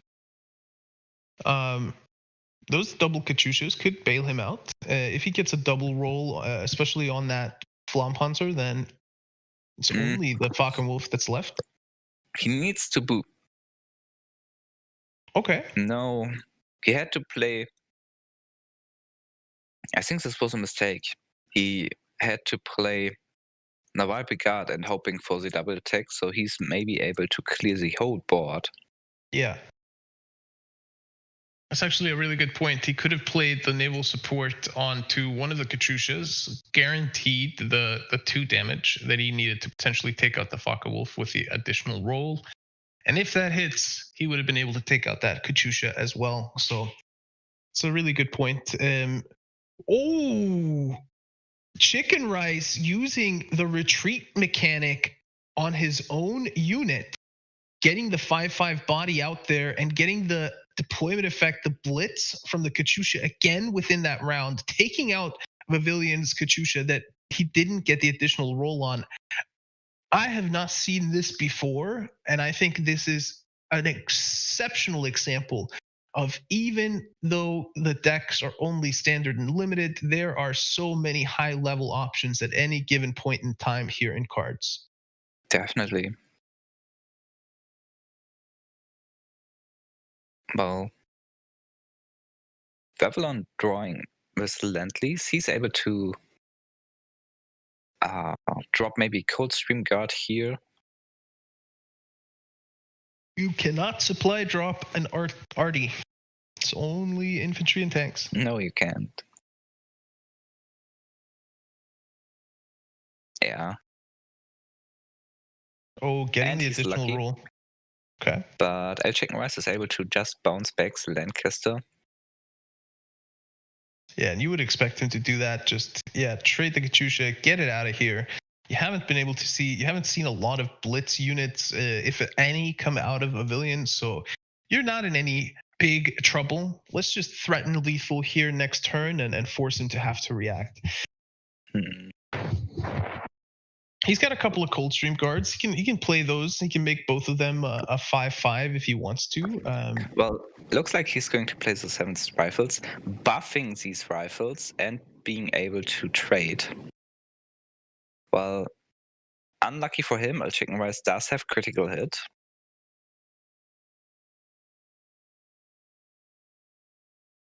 So he's able to kill these.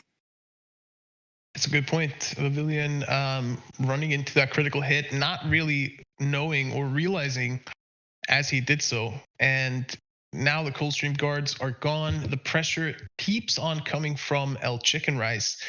He's got that joint operation currently sitting at 3 damage if he needs to break through an additional Coldstream guards unit.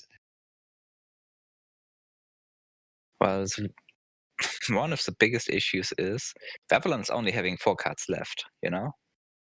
Yeah. In a few turns, fatigue is hitting him. And when this happens... 16 cards left for El Chicken Rice. Playing the Engineers Battalion after playing Naval Supports maybe, well, is a misplay. But El Chicken Rice is currently unable to attack his headquarter. Well, with joint operation, he's able to kill the Coldstream Guard, but dropping both of his units is probably better to set up for next turn. Yeah, I like that. Puts a lot of pressure on board. It keeps the 17th Rifles there in the back line. So they're out of harm's way. They're going to be 6-6. Look at Vavilon's last two top decks. First Airborne, number 1 Commando. He really wanted to get these in turn 1, turn 2. Not now. Yeah. Yeah. And I mean, he's absolutely forced to trade here. He cannot just sit back and wait. I mean, yeah, he's got some powerful units that are coming out, but are these units going to withstand the 15, 14 cards that are left in the deck of El Chicken Rice? That's what I think. That's where I think the answer is going to be no.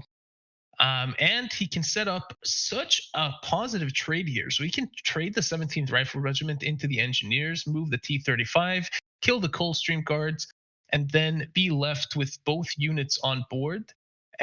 Keep the 17th Rifle Regiment out of harm's way. So they're going to repair and beef up at the start of his next turn. Yeah. And force Vavilon to trade either his Commando or his Lancashire Fusiliers. No, you joined up the other Fusiliers. No, he's going to attack the headquarter. Okay, I mean, that's fine. Making fatigue even more scary. That's a good point. And he's basically forcing a trade from both of the Fusiliers because of that one heavy armor. Having two naval supports, meaning he's able to buff number 1 Commando trading into these tank. Able to capture the front line, but he's only left with 1 Lancaster Fusiliers. Oh, he used this. Well, moving. Oh man, it's so painful to just know that the Flampanzer is sitting in El Chicken Rice's hand. That first Airborne, probably quite a few hopes that are bound to that target right now. I think this might come down to fatigue. This is the last card of Vavilon. It's a buff. Well, it can trade the Commando into the Flampanzer. No, wait. No, you can't do this. Well, I think it's lost for Vavilon anyways. He has to trade into the 7th Rifles before it's preparing. Yeah. Because you really need to deal damage. Within 3 turns, you're dead by lethal by fatigue. Yeah, but so. But if you're able to count, he could have done a cup of tea, then attack the Flampanzer with the Commando, and then left the Commando alive in the front line and still had his 2 Fusiliers. He's just not able. He's just not able to kill a Chicken Rice in 3 turns. 3 times 8 is 24. That's true. And with that, we are tied. Our first tied series here. Vavilon, El Chicken Rice 1-1. And that means we're going to be seeing a German versus British matchup here in game number 3. Let's get right on into it. Super exciting to see this final match. Extremely well matched up, these players.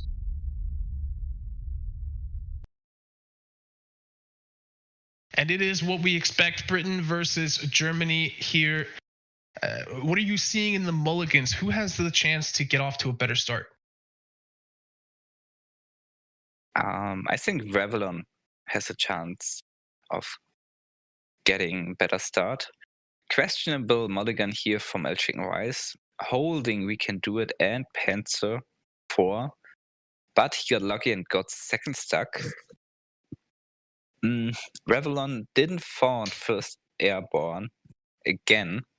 That hurt, but revealing the stuck, he's not going to play the Honey next turn, but the Commando.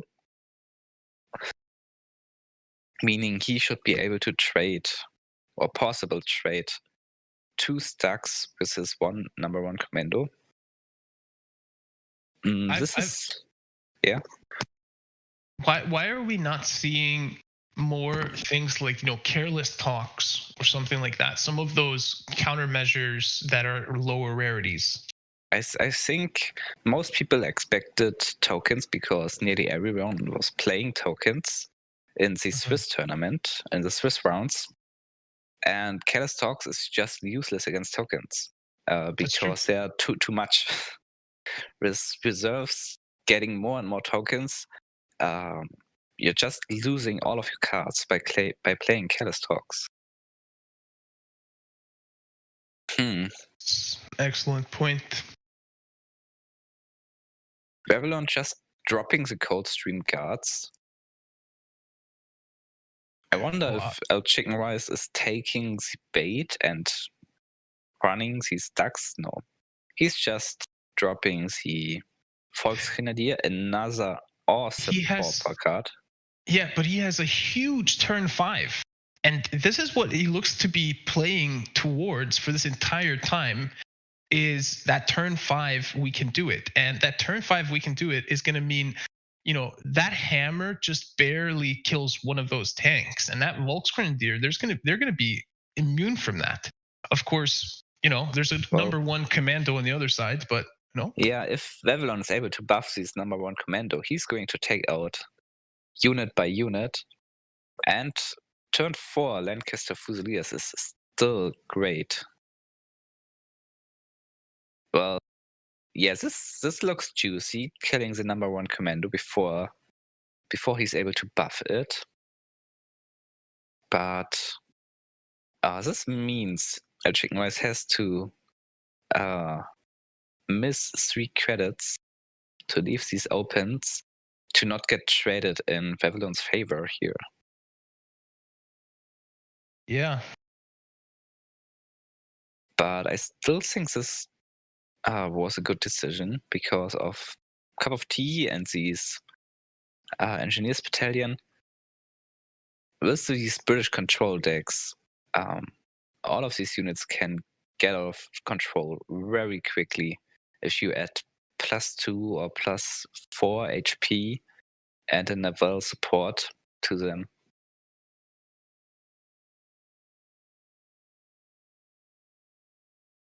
Vavilon's thinking on playing Katyusha and setting up a huge HP buff. Yeah, now that naval support starts becoming extremely scary. You do not want to see a 4/4 Katyusha on the board against you. Yeah, that's the reason why El Chicken Rice is sending this unit back. But Vavilon sitting on 2 hammers, able to... Maybe the best choice would be just to kill this tank and Volksgrenadier. So Recan-Do-It is not that effective anymore. Yep. Well, he chose to send his Coldstream guards into the front line. And killing 1 tank at least. Well, that's something. But buffing 1 unit in the front line means you're not able to get rid of this buff anymore by retreating this unit. Because now it's only sending to the back line and still 6/6. So I Checkenrise choose to draw a card. And Vavilon is able to start trading here with his buffed units. It still looks maybe equal right now.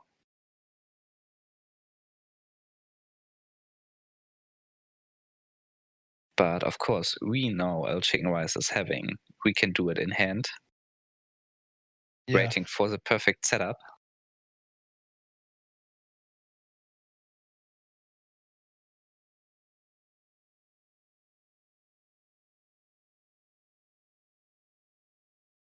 I mean, I love it when you see his hand and you know what's coming.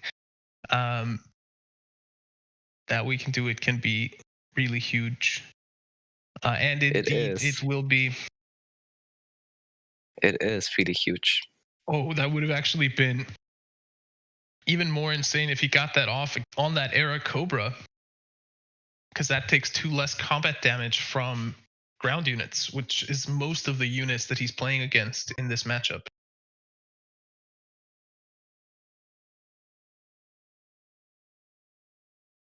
I think all of Vavilon's units are ground units. Because El Chicken Rice wasn't able to play a single Burning Skies last turn. Yeah, it's true. Last match. So that Era Cobra could actually become a huge win condition for him here if he gets that out and gets it buffed and kind of manages to keep it healthy. That's true, but these infantry units in the front are very scary. Like, look at that. 2 times attacking headquarter, only sitting at 10 HP left. Having lethal on board, meaning a Chicken Rice has to retreat 1 unit.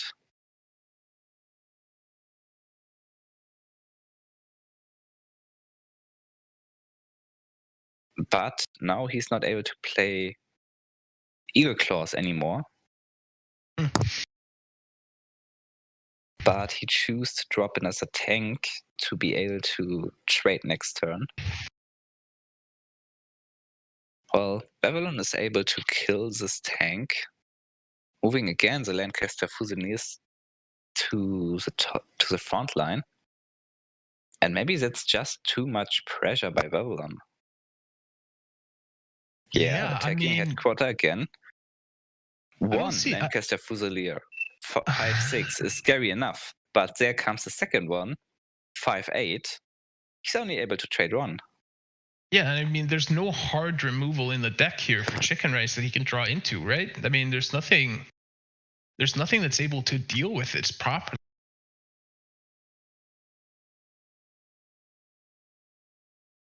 And even putting on more damage there, he's even threatening lethal with his backline. Yeah, because of the potential second we can do it. Yep. That is not enough. It's gonna be the game here. GG, Vavilon taking the series 2-1 against El Chicken Rice.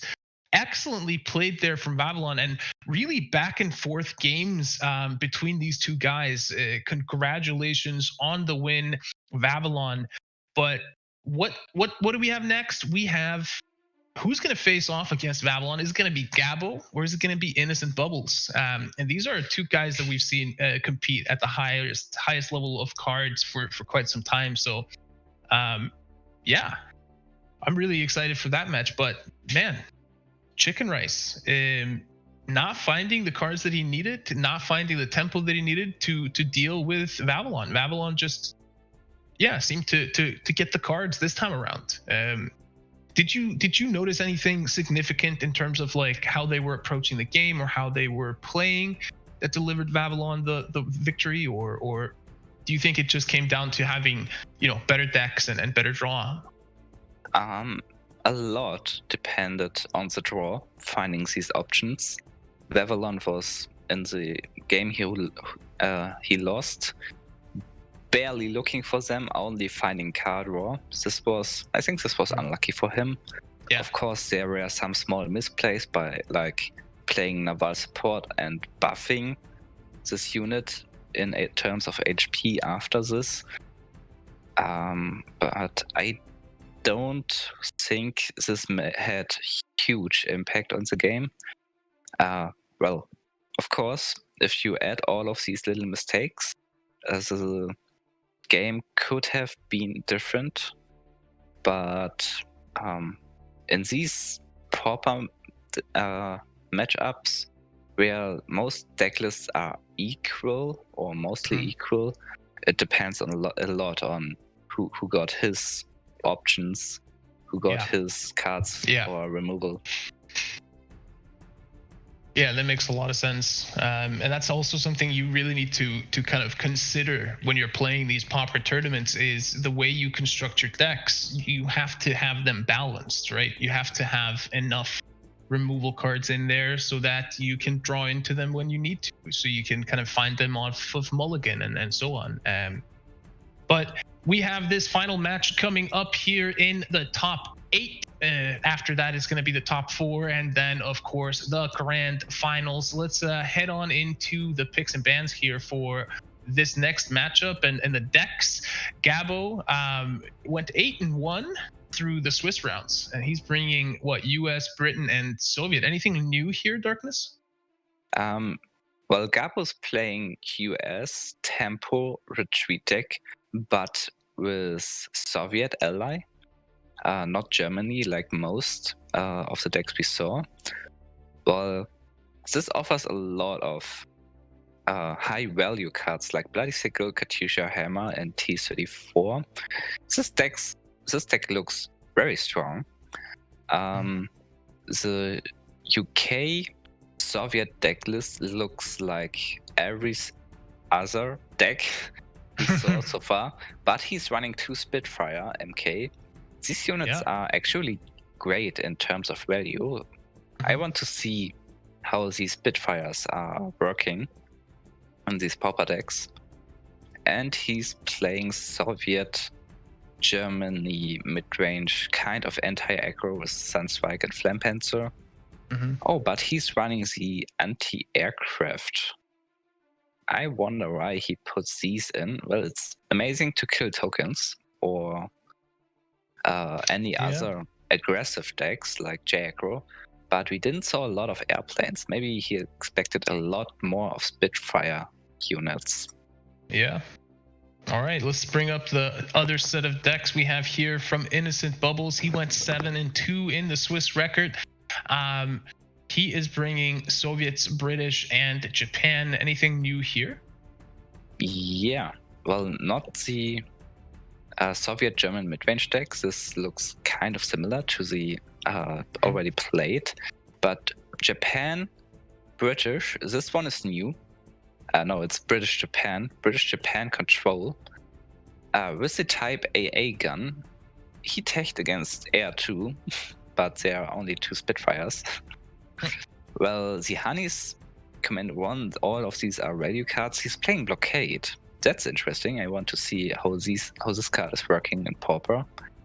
And of course, 61st Infantry Regiment and the 0. Amazing value cards. I don't know if Japan is better as British Soviet, but I do see some combo potential here and the strength of this deck. And his last deck is Japan with US and some form of retreatment, some form of aggro, and some form of control. This is a very mixed deck. Yeah. You know what? The thing that sticks out to me here is that he's running 3 ground decks in his British deck. So he has the ability to remove, an opponent unit off the field and put it on top of the deck. That feels very much pointed at tokens. Not really tokens, because they're just too much. But I think he is pointing at these UK Soviet decks with buffing the HP of some units, then playing naval support, having 8/8, 10/10. He's just playing grounded onto this buffed unit, who got a lot of cards, and so he's able to get in card advantage while removing these big ass units. Well, I think this is a smart tech card here. Let's see how this is working. Yeah, absolutely. Let's jump on into the games. Let's see the bans here. Gabo getting his British deck banned, Bubbles getting his Soviet deck banned, so we might be able to see him use grounded here.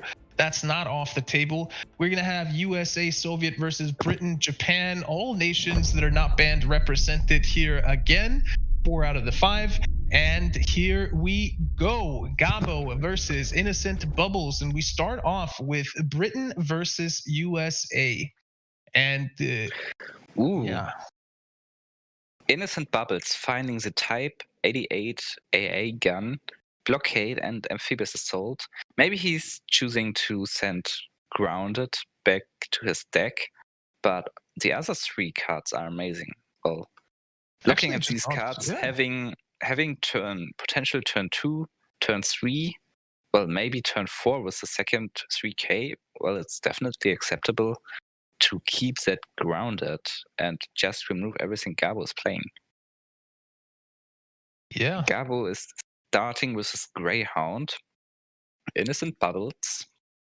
All right. Gabo has a couple of gunship missions there in hand, so he's able to get rid of that Type 88 AA gun if he pushes the Greyhound up and attacks with it now.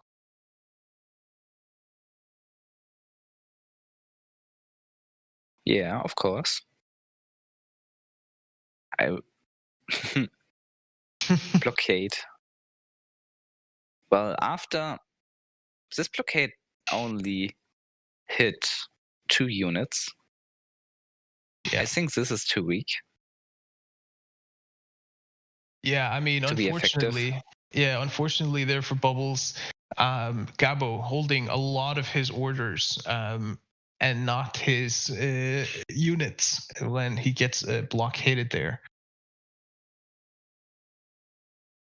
Howitzer coming out now and is buffed. That Greyhound's going to block the front line for at least another turn. I wonder if Gabo is playing the Bloody Sickle here. But in terms of credit efficiency, he is. Well, it's hard to shut down this Lancaster. Yeah, and another Lancashire coming out. Pretty big here for Bubbles, already putting a ton of HP and a ton of power on the board. Just look at what he has out there. A 1-3 compared to a 5-6 and a 5-4. Right, but this is artillery. This is not that bad. Yeah. I think Innocent Bubbles could have played Euro to be able to trade into the Howitzer, maybe. But having 2 Lancaster Fusiliers is scary. Yeah, he's just killing one of these. I want to see him playing the Honey instead of moving the Lancaster, because this unit is going to die anyway. And right now, Gabo is having great options. He's able to drop this to credit infantry, killing the first Lancashire Fusiliers, and retreating the second one.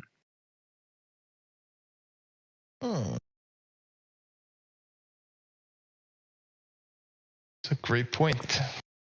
That naval bombardment coming in huge, effectively negating 5 credits there from Innocent Bubbles, because if you count everything in there, it was deploying the unit, and then it was pushing it up to the front line, and then it was and then it was sent back. So 5 credits. I think this grounded was too fast. He should have played the Lancaster Fusiliers and the Honey, waiting for next turn to play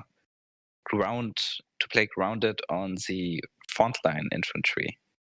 Maybe, well, of course we know Gabo's we can do it, but I think he definitely would have played we can do it, sending 1 unit to the front, making grounded even more effective. Yeah, and it forces Gabo to use another credit to get that infantry unit into the front line to get that buff that he then loses when it gets grounded. So definitely a game of patience, but maybe Bowles didn't feel like he had the kind of leisure of taking things slow there. That's of course always something that is really difficult for us to gauge. Is how are the players at that any given point, thinking about the game. T-34, 85, something that Gabo is bringing 3 of in every one of his decks.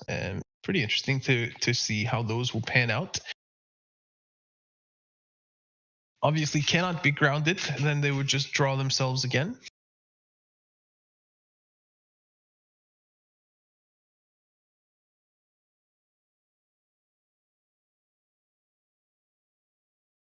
Are you expecting to see the trade can do there it. on the Fusiliers? Yeah. Definitely we can do it. Maybe without even playing the infantry again to be able to kill the Lancashire. Yeah.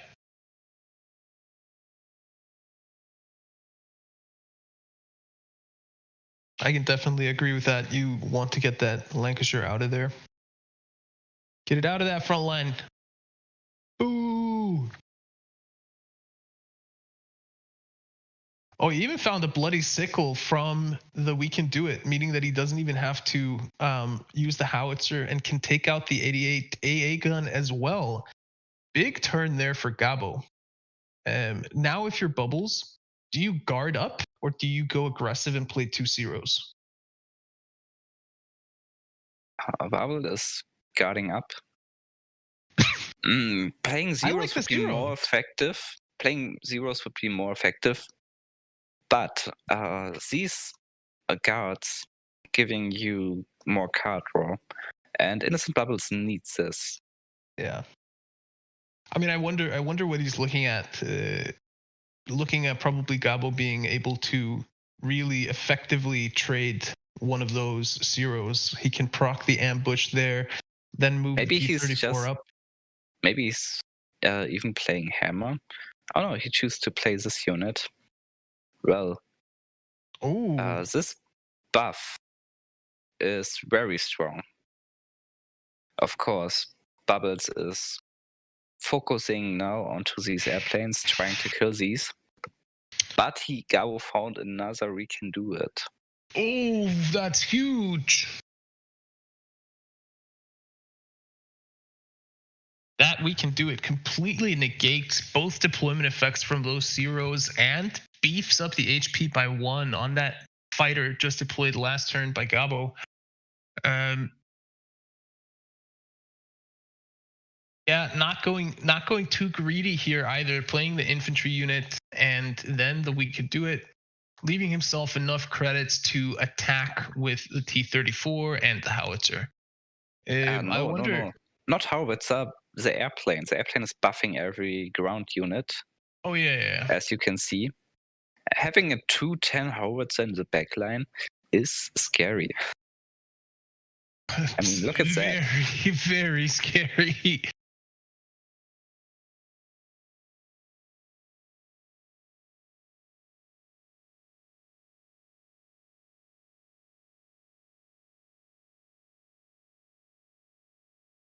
And this infantry unit in the backline, 3-7, getting +1/+1 when entering the front line, making this 8-4.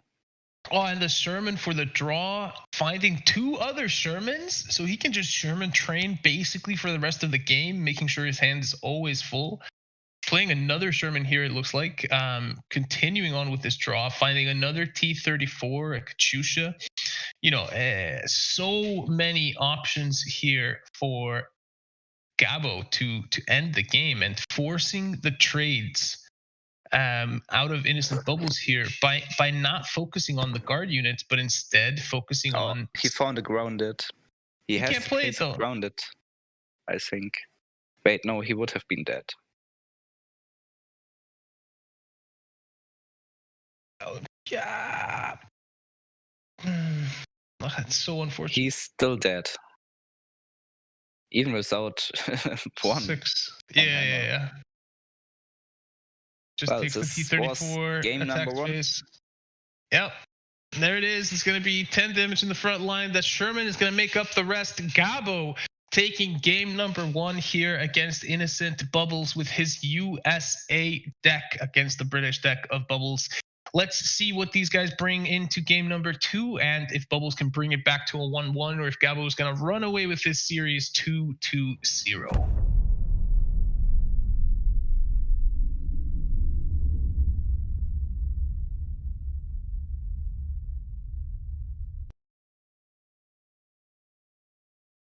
All right. Bubbles bringing his British deck again. Hopefully he's probably hoping to hit more than 2 units with his blockade. Yeah.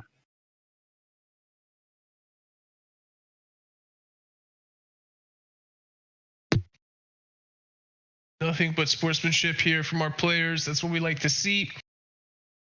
Anti-aircraft gun coming out early. Gabo. That's pretty good for him. Now has 2 artilleries out. Well, with this artillery, Innocent Bubbles, I don't think he just should have played the Honey, because it's just an easy trade. Yeah, it's +1 damage. Plus 2 it's damage triple tanks. damage. Yeah, oh, that's true. It's such an easy trade. That's Innocent Bubbles should stop typing and play the concentrating game. on the game.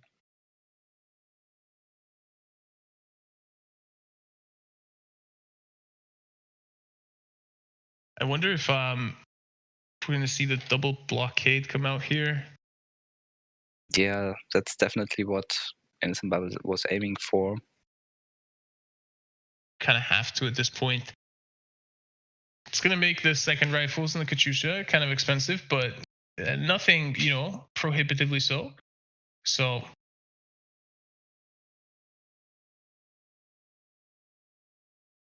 another Katyusha coming out. Gabo already really asserting his presence on the board there with all these artillery units. And he can bring that, if he hits both 50%, he can bring that Fusiliers down to 1 HP for 3 credits with the board pressure he has right now. So I think establishing any type of footing on the board for Bubbles at this point is just going to be extremely difficult. Yeah, it's very hard to play against these artillery. And Gabo was able to play another run, setting up Patriotic Firestorm for next turn. This looks... Is that lethal? What? No. Patriotic Firestorm. Is that... It's +2, right? Per +2. thing. So it's +8 for him next turn. Yeah, so that's lethal. Yes, because he attacked headquarter. But right now it's +9, +6, 7, 8, 9, 9, 10, so 11. So 9 till 11. Yeah. But, well, the problem is Innocent Bubbles is lacking removal. So he could just drop another artillery, playing Patriotic Firestorm, attacking headquarter. Yep, that's what he does. He doesn't get the double roll. He gets it on the second Katyusha, and Bubbles down to 2 HP on turn 7. And it doesn't matter if he plays any guards. It doesn't matter if he grounds those things. There are still 2 artillery units left on the field, and that's going to be it. A massively quick 2-0 here from Gabo. His artilleries in his Soviet deck finding the target and absolutely decimating Bubbles. Clutching the series here for Gabo 2-0. Gabo eliminating Team Radiant Gaming here. Yeah. That was huge. Oh, absolutely, man. That was crazy. Those were the fastest 2 games we have seen so far, like by a long shot. So yeah, man, that was crazy. Well, let's bring the bracket up real quick again, just so that we can take a look at where things stands. We have J King 7 versus Uncle Fox. We have Vavilon versus Gabo. Those are our semi-finalists. These are the guys that are going to be battling for, which one is going to become the second ever Cards Open champion. The other one being in the call with me here, having won the previous 2 opens. It's really gracious of you, Darkness, to give other people a chance this time around.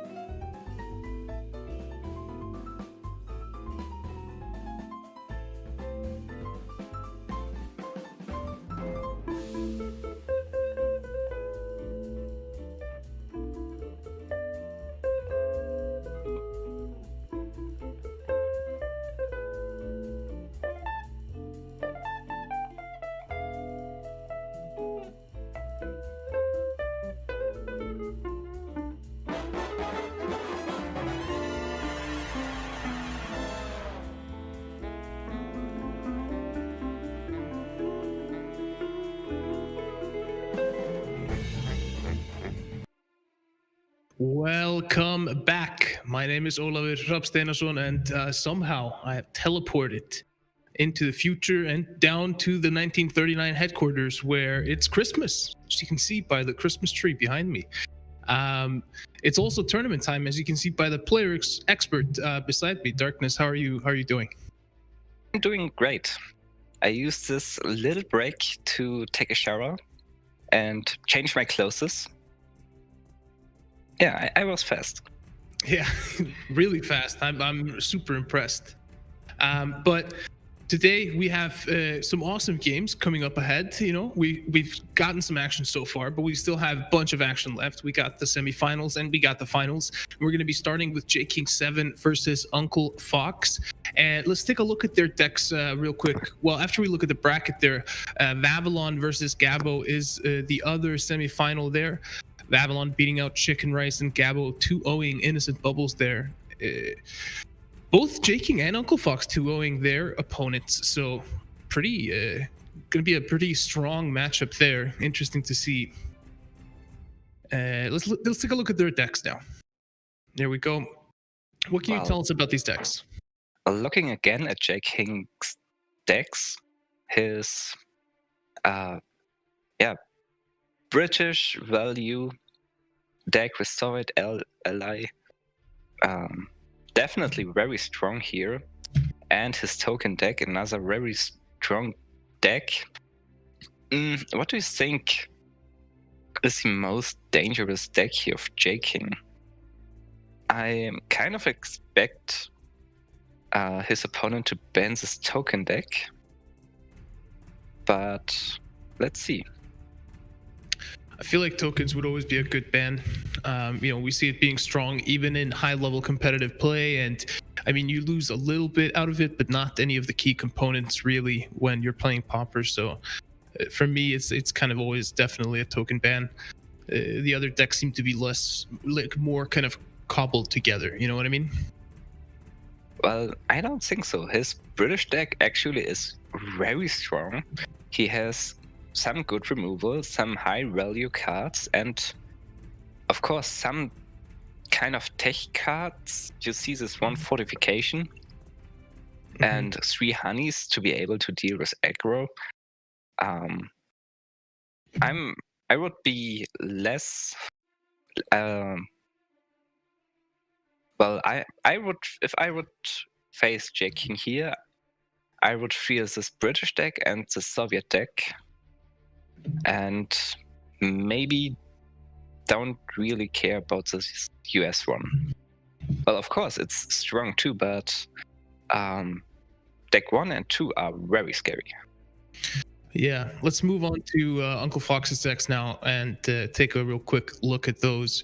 Obviously, we've seen these before, but anything of particular note here in this matchup in terms of decks? Well, his Soviet and his US Soviet and his British deck are very similar to J King's decks. Of course, there's a small difference, but him playing J aggro with Germany is a real big difference between both. So, if we are assuming token is the strongest deck and both will ban tokens, both are bringing very strong British deck, I'm very interested to see what they are banning, to see what they are thinking here. What are the most feared decks for these opponents? I think that's a great point. Especially around, if both ban tokens. Let's just jump in and figure out what the bans actually were here. Tokens being banned. No, neither banning tokens. USA being banned for J King and the Brit deck being banned for Uncle Fox. So basically what we're looking at here is, can Uncle Fox's Japanese aggro deck beat out the token deck, and can the Brit deck beat out the token deck? That's very interesting. I think Uncle Fox banned this US deck because it has pretty pretty good high roll potential, like the tokens, but being in general better against aggro, and Uncle Fox is running 2 aggro decks, tokens and J aggro. So he's trying to protect his aggro decks against versus J King. But J King starting with 2 honeys and 2 bloody sickles. I think this deck is even more scarier against his aggro decks. But let's see. Maybe I'm wrong, and Uncle Fox is able to beat J King in this matchup. But my bets will be on J King, not only because he's my team member, but because I think this matchup is favored for him. Yeah, I kind of tend to agree with you, but I always think, tokens is the kind of deck that can always surprise, and I think token can always be an upset. And I think anyone that's bringing tokens, if it isn't banned away, there's a chance that the tokens could just win whatever 2 decks are brought if the draws are good enough. So yeah, definitely. You're 100% right. Like you're seeing J King having already 3 bloody sickles in hand, choosing not to kill these tokens, and this ended up with Uncle Fox playing supply shipment onto the first token, the first light infantry. J King having the only option to kill this right now is sacrificing his honey and playing 2 bloody sickles, but I wouldn't play this. Definitely not. No. I don't know. I always could like the.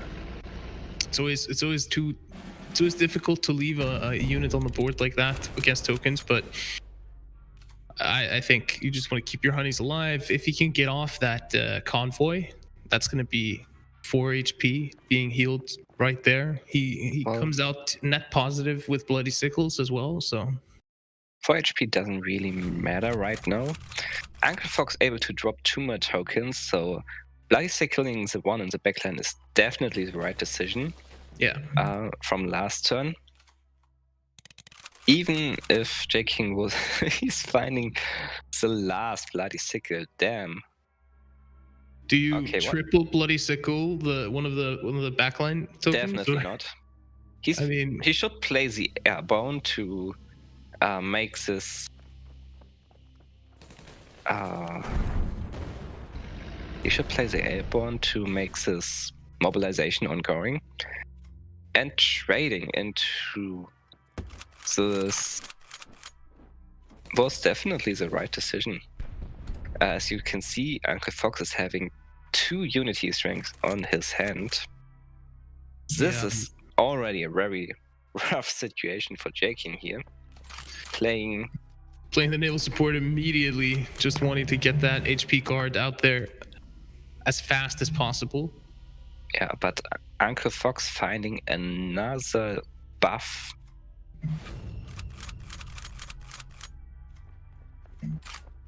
Yeah, I mean, these tokens are getting scary.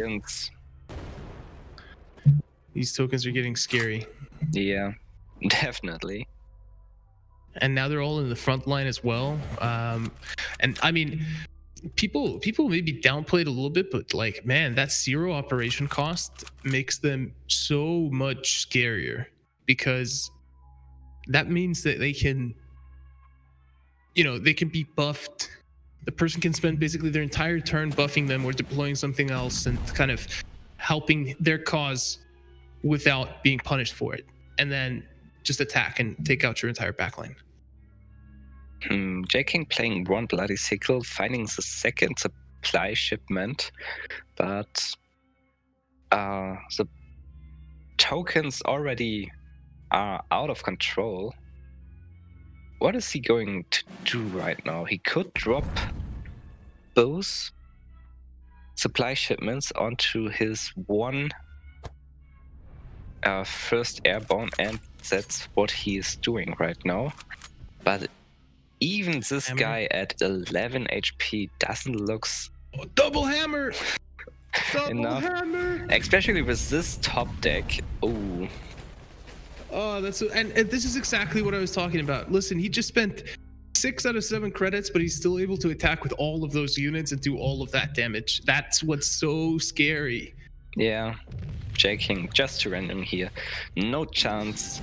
I don't know if this game would be different if we would have killed both tokens turn 2 with 2 bloody sickles. I think it would have been a little bit better for him, but Uncle Sam just having the right cards at the right time doesn't look good at all. J-King now choosing his harder matchup first. British UK is definitely stronger against J-Aggro, as his tokens token decks. Yeah, and I believe they're not required to swap decks in between. So he could have, yeah, he could have brought his Brit deck again. Why do you think he swapped? Do you think he just saw the power of tokens and felt like he just wanted to go crush some people? It doesn't matter. He has to win with both That's true. matchups. This is just psychological, you know.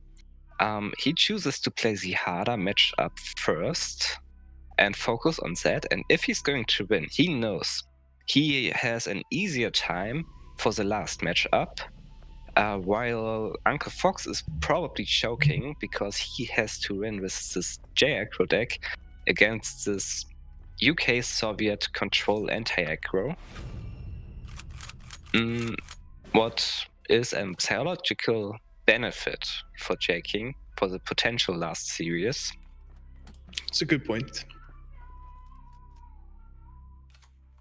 Uncle Fox deciding to just go wide here. Ooh. J-King's thinking about dropping the motors, but top decking no surrender. Well, he still chooses to buff his tokens. I mean, I think J-King is in a great spot right now. Yeah, definitely. Oh. This Akita regiment was crazy. Yeah. Well, it was an unfortunate proc.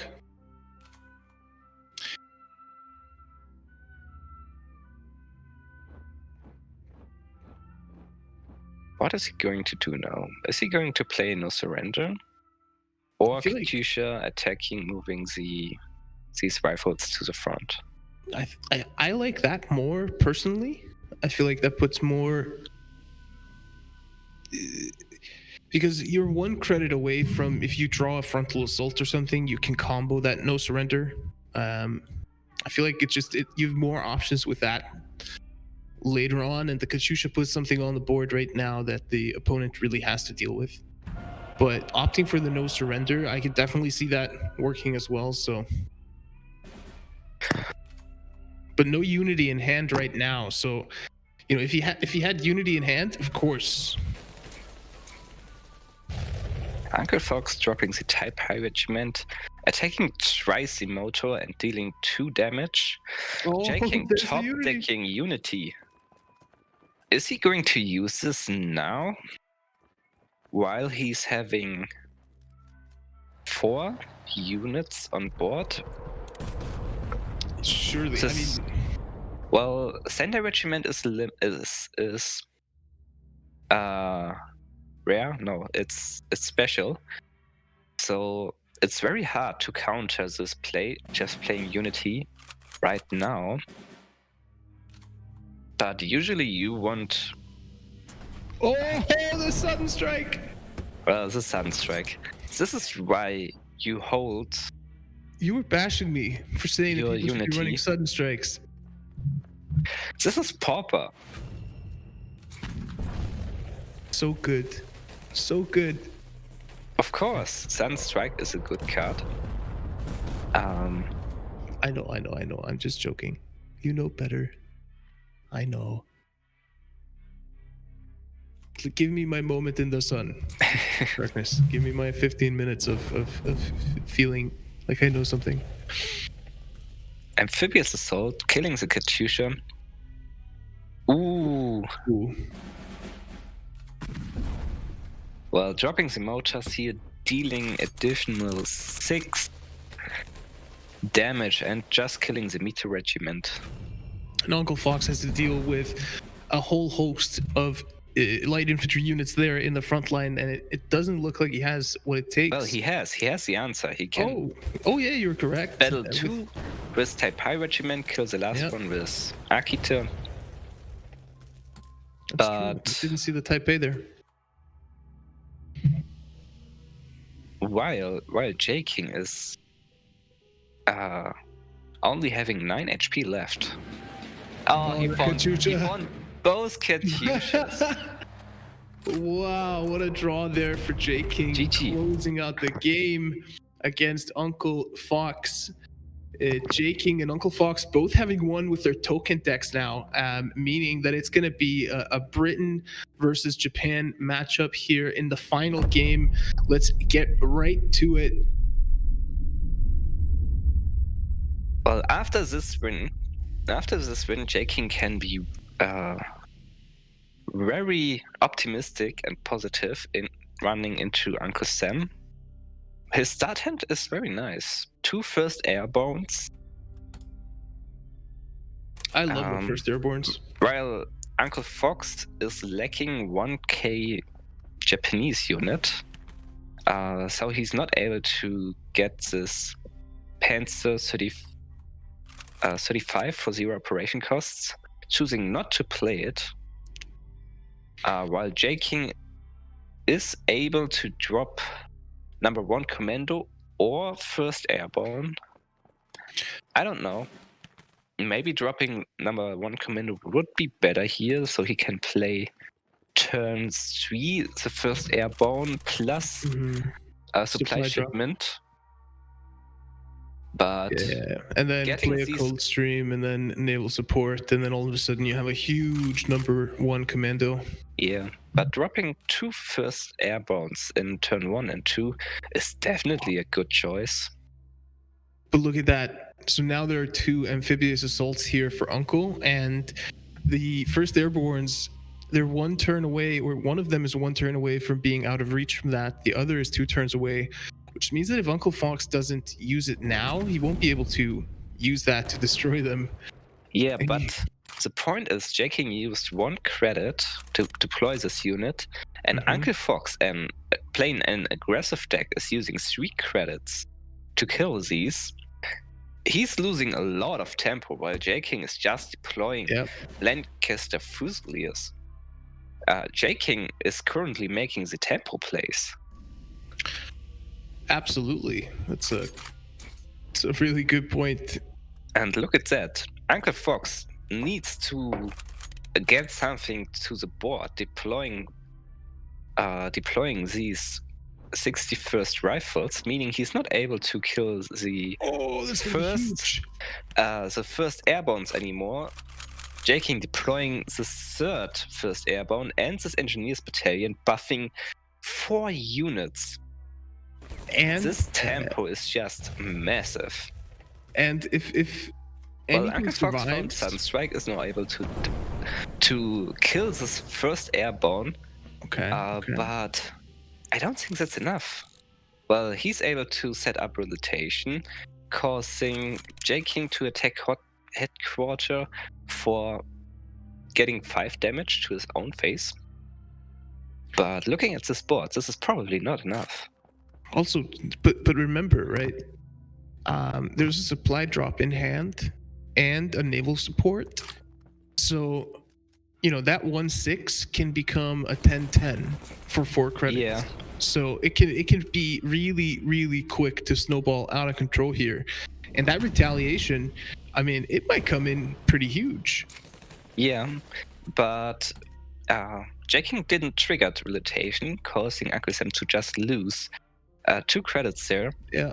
And Uncle Fox is proccing the mobilization effect. So this unit is not reducing its operation costs anymore. Jaking just deploying the Katyusha, killing the remaining Mito regiment, and buffing all units. Again, 4-unit buff, attacking with Lancaster Fusiliers, bringing Uncle Fox headquarter already down to 15 HP, while having a massive board presence. Damn, this is not looking good for Uncle Fox. Absolutely not. And with that naval support lurking in the hand of Jaking, that's probably going to become a 4-4 Katyusha next turn if it is allowed to survive. And that is definitely a scary, scary prospect. Alternatively, he could decide to just go for the finish here, dropping it onto those Lancashire Fusiliers and getting that up to a huge health total. It's GG. He's going to go for the lethal. This Absolutely. He's able to deploy the supply man shipment onto Engineers Battalion, playing naval support to make this a 9-9 unit, attacking with Katyushas, Lancaster Fusiliers, and Engineers Battalion. This is exactly 15 damage and GG. Jaking winning this semi-final right now. Wow. And is the first finalist of Cards Open 3. Wow. Yeah, and there we can see it in the bracket. Jaking 2, Uncle Fox 1. Jaking moving on into the finals there. Absolutely fantastic play from him. And Uncle Fox, he definitely showed that he was up for the task and hit back in game number 1 there with the tokens. But a really, really good comeback, reverse sweep there for Jaking, coming back from a 1-0 deficit and taking the entire series. Yeah, you're right. That's what I noticed of one attitude of Jaking. He's a very calm player, and he's very good compared to other players in playing from behind. From the Nations Cup hosted by Spoos, Jaking played, I think, 5 matches where he had to win, or his team was just disqualified. Okay. And he won 4 of these matches. Wow. Well, so he's used to being under pressure for sure. He's just resistance. He's just yeah. He is resistance. Yes. Well. All right. Well, let's bring up the brackets again and let's start talking about our second semifinals here between Vavilon and Gabo. Both of these players, pretty great showings from them here in the quarterfinals. Let's review their decks again before we head on into the match. But Vavilon here, he was 8-1 in the Swiss record. He's bringing Japanese, US, and British decks. Some of these look familiar. Anything new, different here? No, they're looking very familiar. It's this typical British, Soviet, UK deck. Jaking was very successful last game. A kind of similar mid-range deck, but not that aggressive compared to Jaking's deck. And of course, German aggro. Well, let's see what his opponent Gabo is bringing again. All right. I mean, he's bringing US, Soviet, and British. It's going to be... Wait, that's not tokens. No, this is outstanding. Gabo is not playing the usually decks. Well, of course, he is playing the British UK value deck, but his US deck is value 2 with Soviet ally, and his Soviet deck, as you know, is playing like a mid-range anti-aggro deck. Yeah. While his opponent, Vavilon, is playing, I think, 2 aggressive decks. Maybe Gabo is well prepared against this. Let's see what these players are banning. Absolutely. If we bring it up, Vavilon getting his USA deck banned, Gabo getting his British deck banned. Yeah, exactly what I thought. So we're going to be seeing. What do you think we're going to be seeing in the first match? I feel like Gabo is going to want to be bringing that Soviet deck to stifle any potential early aggression from Vavilon. No, it's going to be Japan versus USA. Japan versus USA. Yeah. This is quite interesting. Well, Gabo is not running the US tempo deck, it's more like a mid-range deck. Maybe Vavilon is favored because of that. But Gabo with Soviet ally is running quite good removal. But this starting hand of Vavilon looks very nice. Yeah. These 34th infantry regiments, turn 1 is not able to get removed. Oh wait, no, he's starting second, meaning Gabo is actually able to kill this by dropping 2 bloody sickles. But I think deploying these infantry regiment would be just a better choice for his potential turn 2. Yeah, I have to agree with that. Well, when deploying, of course, this self-milling infantry, and Gabo deploying his infantry unit as well, as expected. Vavilon finding the 3rd Panzer 35T, now being able to start the pressure, moving the infantry to the front and attacking headquarters with the tank. What is Gabo doing now? He's able to clear the front line by trading his infantry and using both bloody sickles. Maybe he's just choosing to play the hammer, I don't know.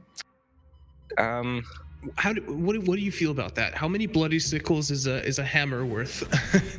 I feel like it's kind of a debate. When do you want to start using the hammer? Is that 3? I don't really know, but the point here is to clear the front line, you know? You don't want to let 2 unit live with 0 operation cost, because this is constant pressure and damage to your headquarter.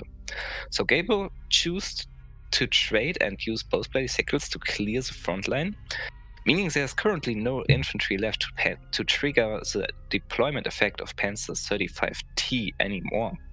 But Vavilon is able to play a Nebelwerfer to kill this unit, preventing it moving to the front line and getting buffed. But this is not a real tempo play. Gabo is able Katyusha to play Katyusha, but this is not a safe kill. This is only 50%. The safe play would be playing hammer and deploying the Greyhound, and this is exactly what Gabo's doing right here. Meaning Vavilon is having 0 board presence again. He could deploy Akita Regiment and trigger 1 Panzer 35T to start dealing damage again to Gabo's headquarter, or he could choose to play Metro Regiment and block the front line. In case of Gabo playing Sherman and refilling his hand. This is actually a tough... Is there no world in which you would play the Akita and the Panzer 35T with the intention of moving the Akita up next turn? Both plays are possible. I think playing Metro Regiment is a little slower, but now you're able to trigger the Panzer 35 in case of Gabo playing another Katyusha. So you're able to deal with this. Yeah. This is not looking very good from Vavilon. No, Gabo top decking this. Not expecting the naval bombardment there. Yeah. And this is definitely not a point where Vavilon wants to be in turn 5 with 0 board presence, facing an unit to kill before he's able to attack the headquarter. He definitely wants to have units in the front line at this point, and forces Gabo to use his credits to remove these.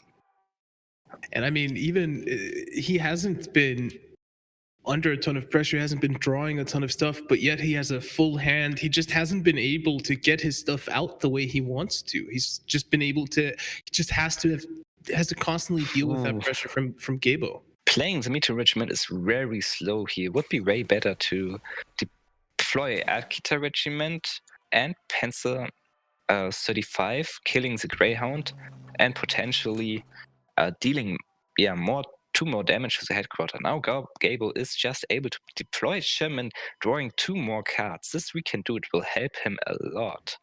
Now, what is he going to do? Just deploy another Katyusha?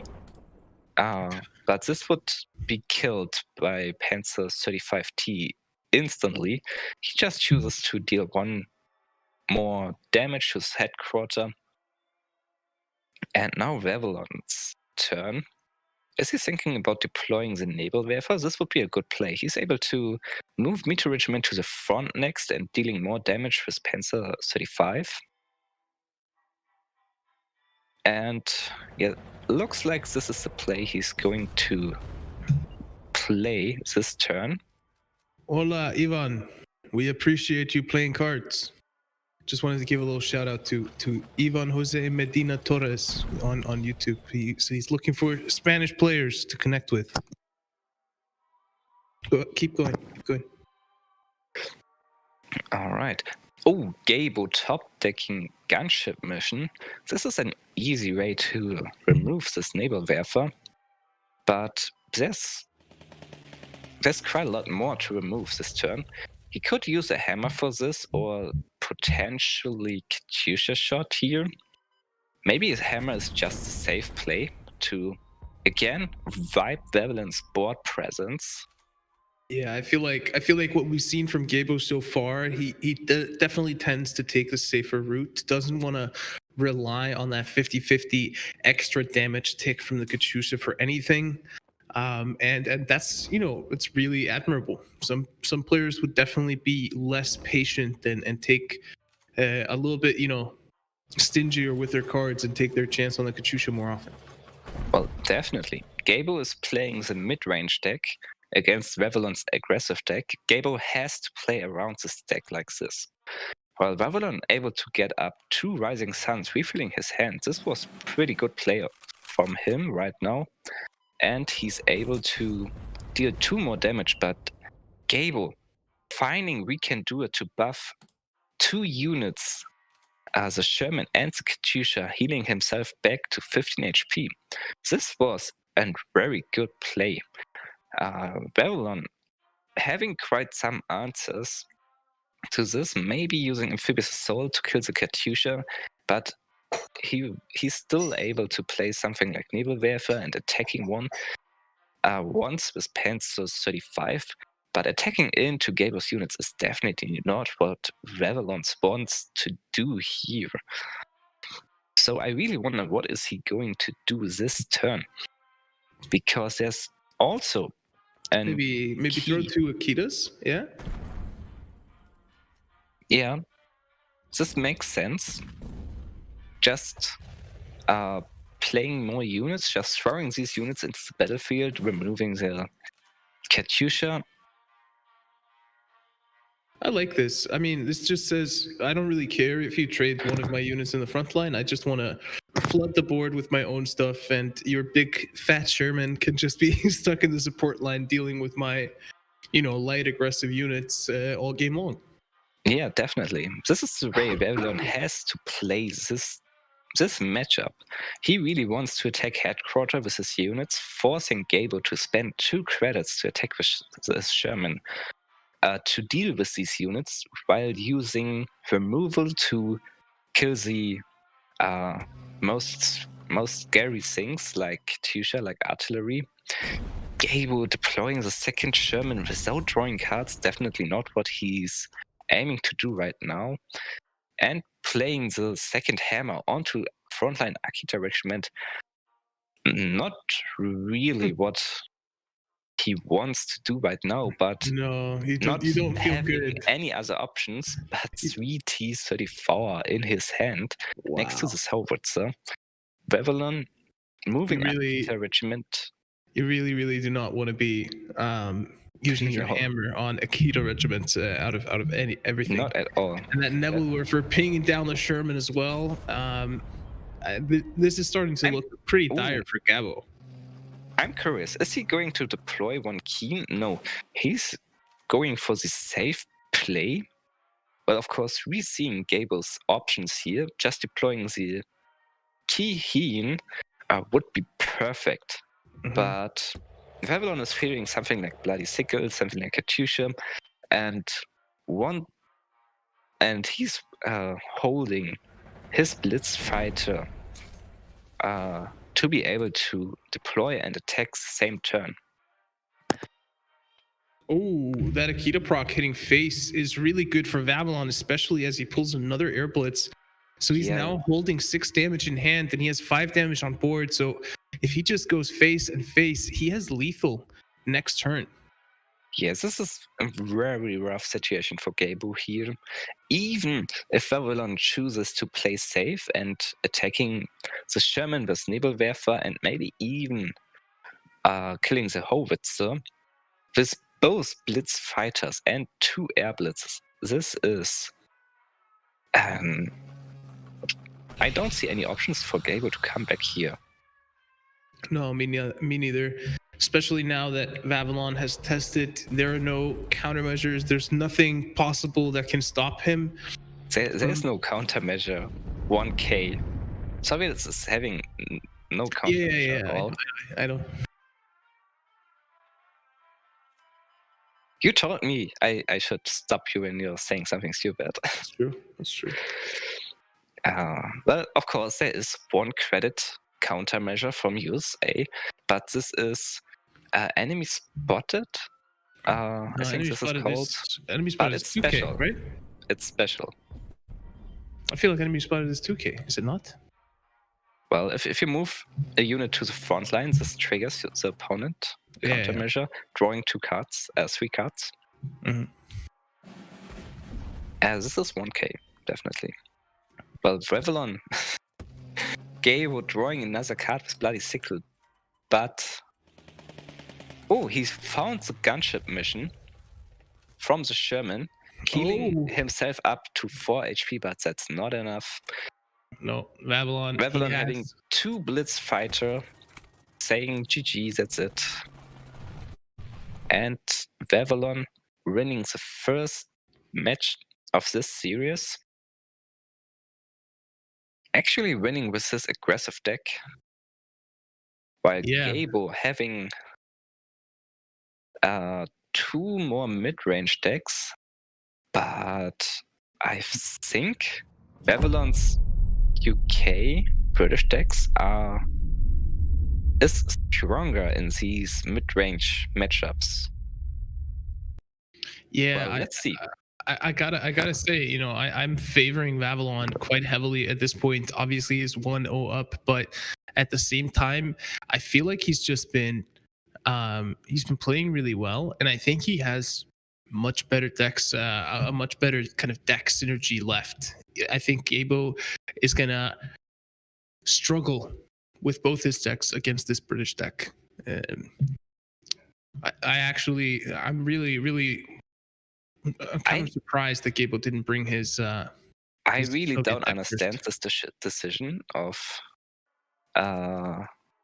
not keeping this Bloody Sickle. But Gabo doesn't have a lot of early units who are dead to 1 Bloody Sickle.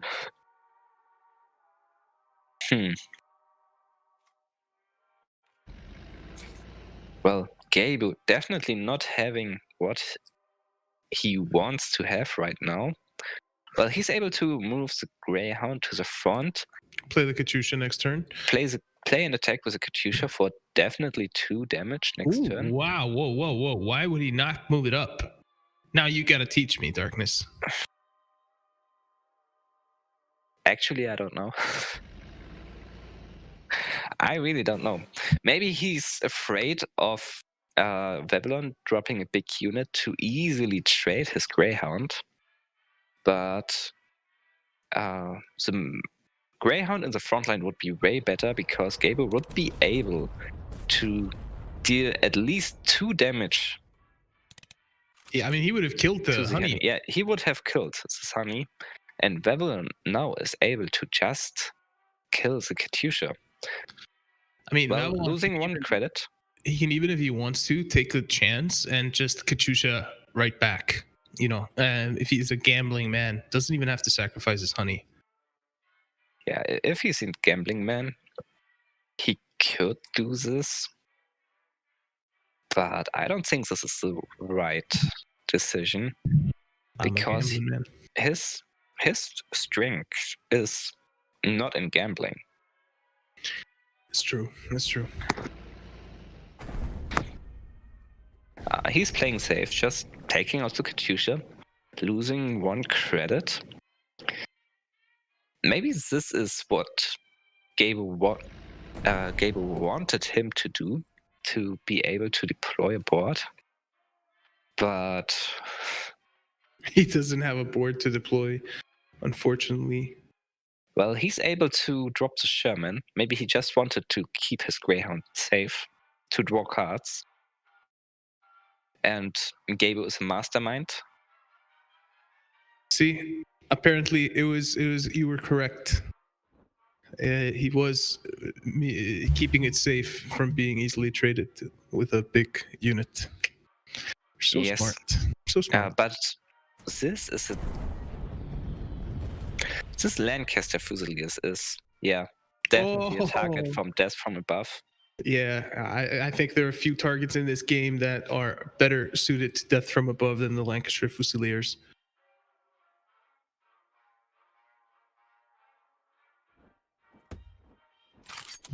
Vavilon now just deploying his units, the Honey and the East Surrey Regiment, meaning next turn he's able to buff these units with the Engineers Regiment, but Gabo drawing 2 cards with his Sherman and now being able to deploy a Howitzer or this infantry unit.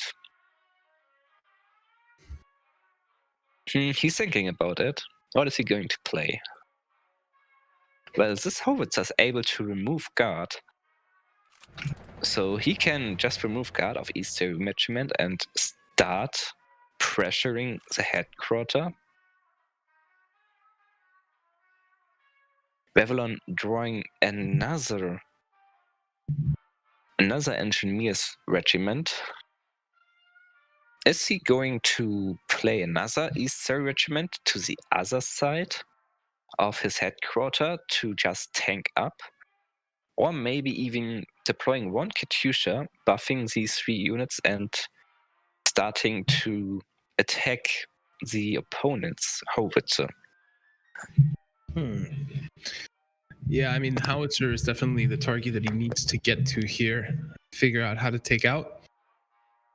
Has a few different ways to do it, I think, but buffing the Katyusha definitely step 1. And if Gabo decides to ignore that with the Howitzer and then not bring its health back down, that can really quickly become a target for a naval support and start causing all sorts of problems. So well, Vavilon here decided to kill this Greyhound, so the Howitzer is not dealing 2 damage anymore. Gabo just top decked the Apache. This is very hard for Vavilon to take out. Well, he could buff his Honey, but not anymore. He's unable to reach the back line, even for the Howitzer. And Gabo playing the second Sherman, drawing 2 additional cards. 1 Greyhound included. I wonder what he's going to do. Attacking once or just deploying the Greyhound? No, he's choosing to deal 1 damage. Alright. He could have played the Greyhound to set up an even bigger We Can Do It buff. But maybe he wants to kill these units as soon as possible to prevent more HP buffs or naval support. What is this card called again? Naval support. Naval support, yeah. Yeah.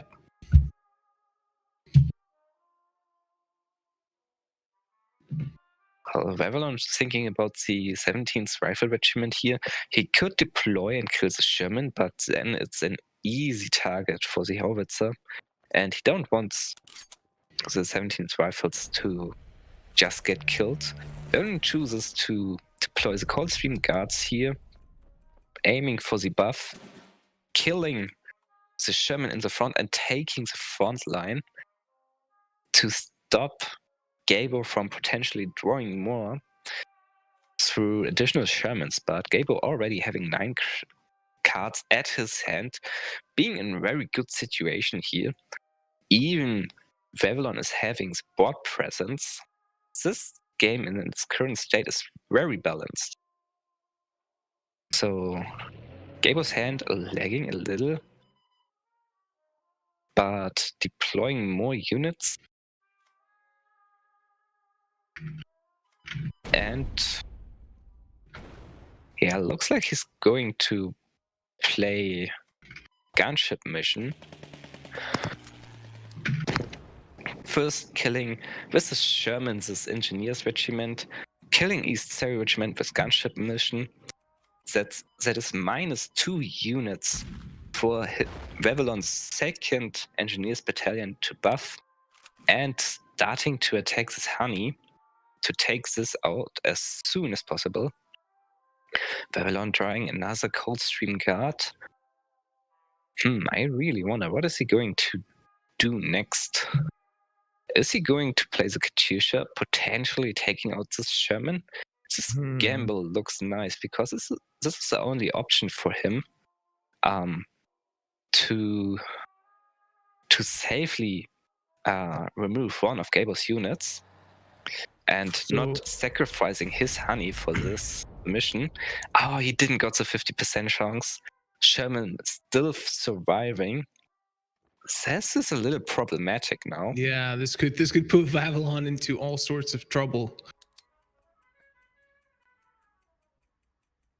Well, this was a risk he chooses to take. If he was successful, Vavilon would be in a very good situation.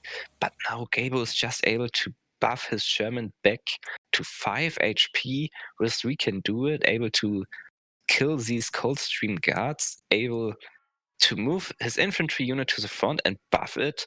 Would be 3-7 frontline units then. This is kind of scary. Yeah, definitely. He has a bunch of other options as well if he wants to get creative. He's got that naval bombardment in hand. That's only 2 credits right now. He's got the hammer. So he has multiple different ways to deal with those Lancashire Fusiliers. I mean, but you don't really want to play naval bombardment. Maybe We Can Do It would be just better. Oh no, he's just choosing to play this. I don't know. I kind of disagree with doing it like that. I would have played it on the hammer on the Coldstream Guards and naval bombarded the Lancashire Fusiliers, and then done the same thing. Yeah, but so he killed the Lancaster Fusiliers. This is good. These are one of the most scary units in Vavilon's deck. And he's able to kill the Katyusha with a buffed howitzer by this Gravehound to the front. Definitely a good play, setting up for his We Can Do It to buff a bunch of units. Vavilon maybe should have played the 7th Rifle Regiment to finally take out some units here. But no, only being able to... I think he's looking at that juicy engineer cup of tea combo potential. Well, he's buffing his East Surrey Regiment to 8-8. This is definitely a strong unit now, but I don't think this is enough. Well, Gabo's able to play We Can Do It onto 4 units. 5 if he really wants to establish a bigger board. Yeah, he could play double We Can Do It. Wow, that would actually be crazy. And knowing that there's not a ton of big removal in the deck for Vavilon means that there's almost no way that he could be able to deal with that. Well, Vavilon is having another HP buff and another Coldstream Guard. There is definitely room for him. But Gabo choosing to play this Apache and removing guard, starting pressuring his headquarters. This is maybe a brave move here to to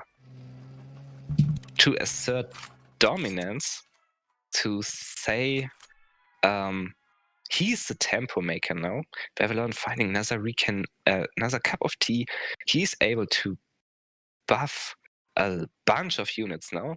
I wonder if Vavilon is starting to play maybe his 7th Rifle Regiment.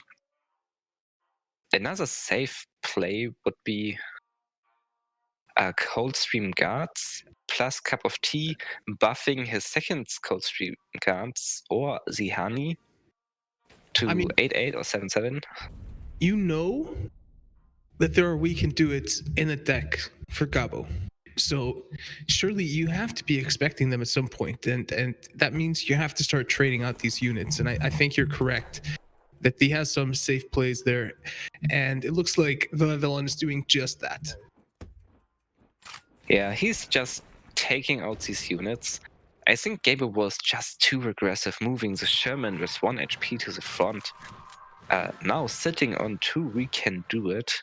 Well, the game is definitely not over. Gabo is having so much potential. He can just drop 2 T-34 and buffing them the potential next turn with we can do it. These tanks are very scary. He can kill the Coldstream Guards with the Apache as well. So, well, he's only able to drop 1 and kill the Coldstream Guards. While killing the Coldstream Guards, buffing 2 units with the Apache is definitely a good play. Vavilon has to remove this fighter as soon as possible, because this buff is definitely not what he wants to have there. And yeah, Gabo also removed this 19th rifle as the 17th rifles, meaning there's no self-repair and buff from this unit. Vavilon losing quite some potential here, but having the 2nd and the 3rd engineers regiment buffing this Honey to 9-9. What is Vavilon going to do now? That is a huge Honey. Well, Vavilon is thinking about attacking headquarters here, but no, he chooses to be safe. Killing the Apache, definitely the right play here. Oh, I almost wanted to see him do something like, kill the howitzer or something there. Because yes, the Apache is scary, but that howitzer is going to allow Gabo to attack the East Surrey and kill that Honey if he wants to. And I mean, at this point, the Honey is your kind of big threat on board. Well, maybe he doesn't care about it too much, but I'm kind of wondering.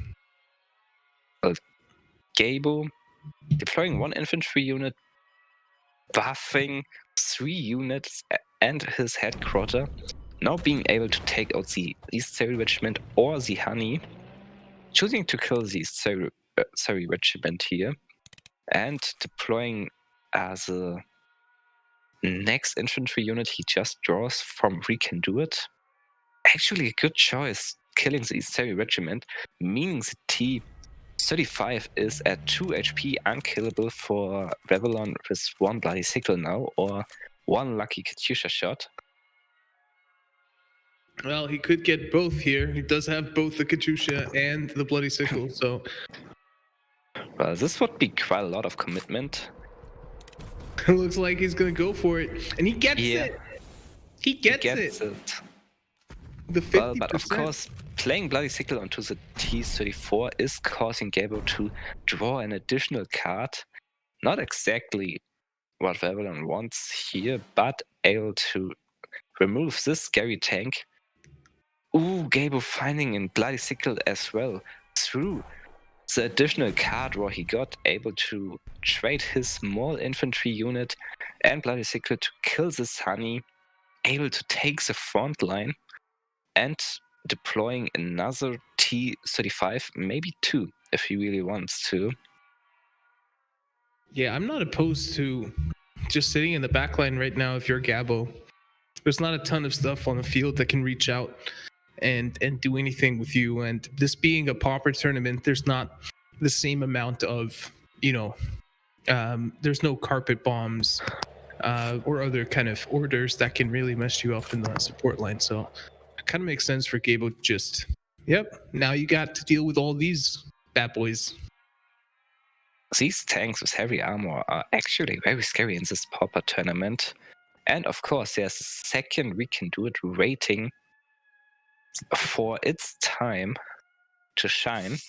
Vavilon not having a lot of options left. Sure, he's having the naval supply, the naval support, naval support, but maybe he just should deploy the #1 commando and buff this with the engineers battalion. Maybe this was a misplay, but of course, having an 8-8 unit in the front line is definitely very strong against these tanks. Yeah. Getting the extra roll as well, again there. He does have a lot of threats on board. Another T-35 being drawn there, or T-34-85 being drawn there by Gabo.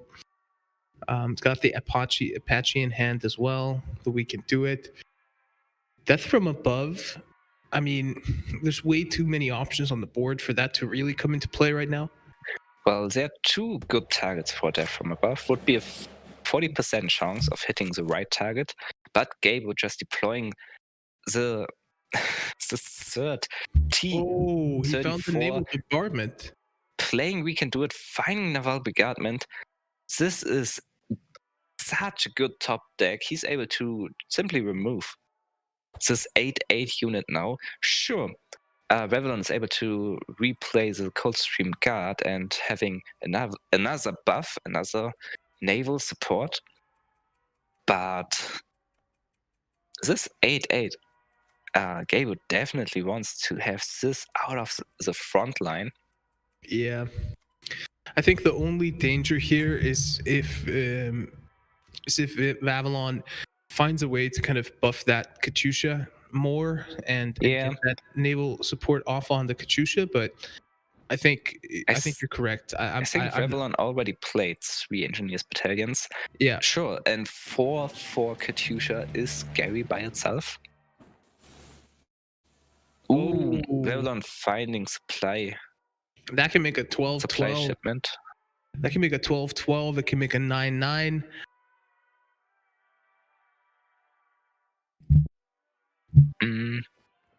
I think Vavilon should go right now for the play and buff this Lancaster Fusiliers to be able to hold against these buffed T-34s. And that's exactly what he's going to do right now. 12 infantry unit with guard now in the front line. And he's able to deploy in one first airborne to get this buff running. Oh, Gabo finding he still has to hammer. 2 units. He still has to sacrifice 2 units into it. Definitely does help that he doesn't have to sacrifice 3 units, but still stings. Yeah, of course, this is kind of bad. Maybe he could have gambled playing the death from above, but now he's able to remove a bunch of units, killing also the Coldstream Guards, having 2 buff tanks left against these 3 little units. Another supply drop coming in, but without supply and without naval support, that's just not enough. Ooh. Hammer. Even one hammer is not able to kill one of these tanks.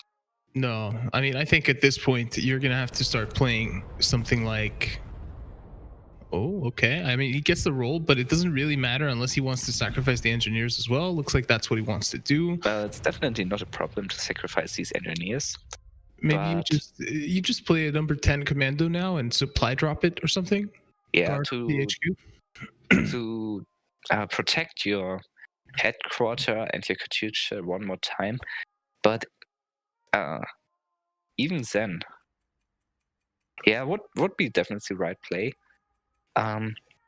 Number one commander with supply shipment is able to hold to survive one attack of these tanks, but I don't know about this play, just sacrificing his Katyusha right now.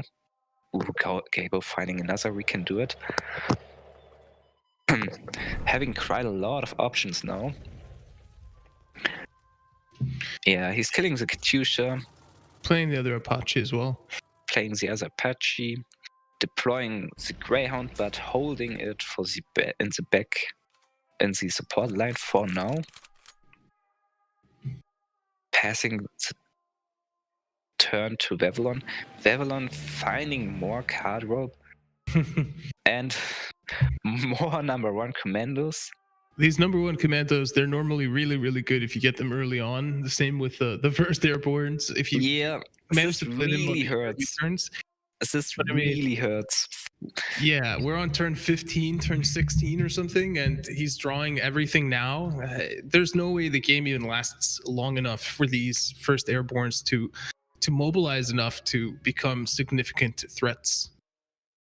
Well, maybe Vavilon should just play the this first airborne and hope for the best. Yeah.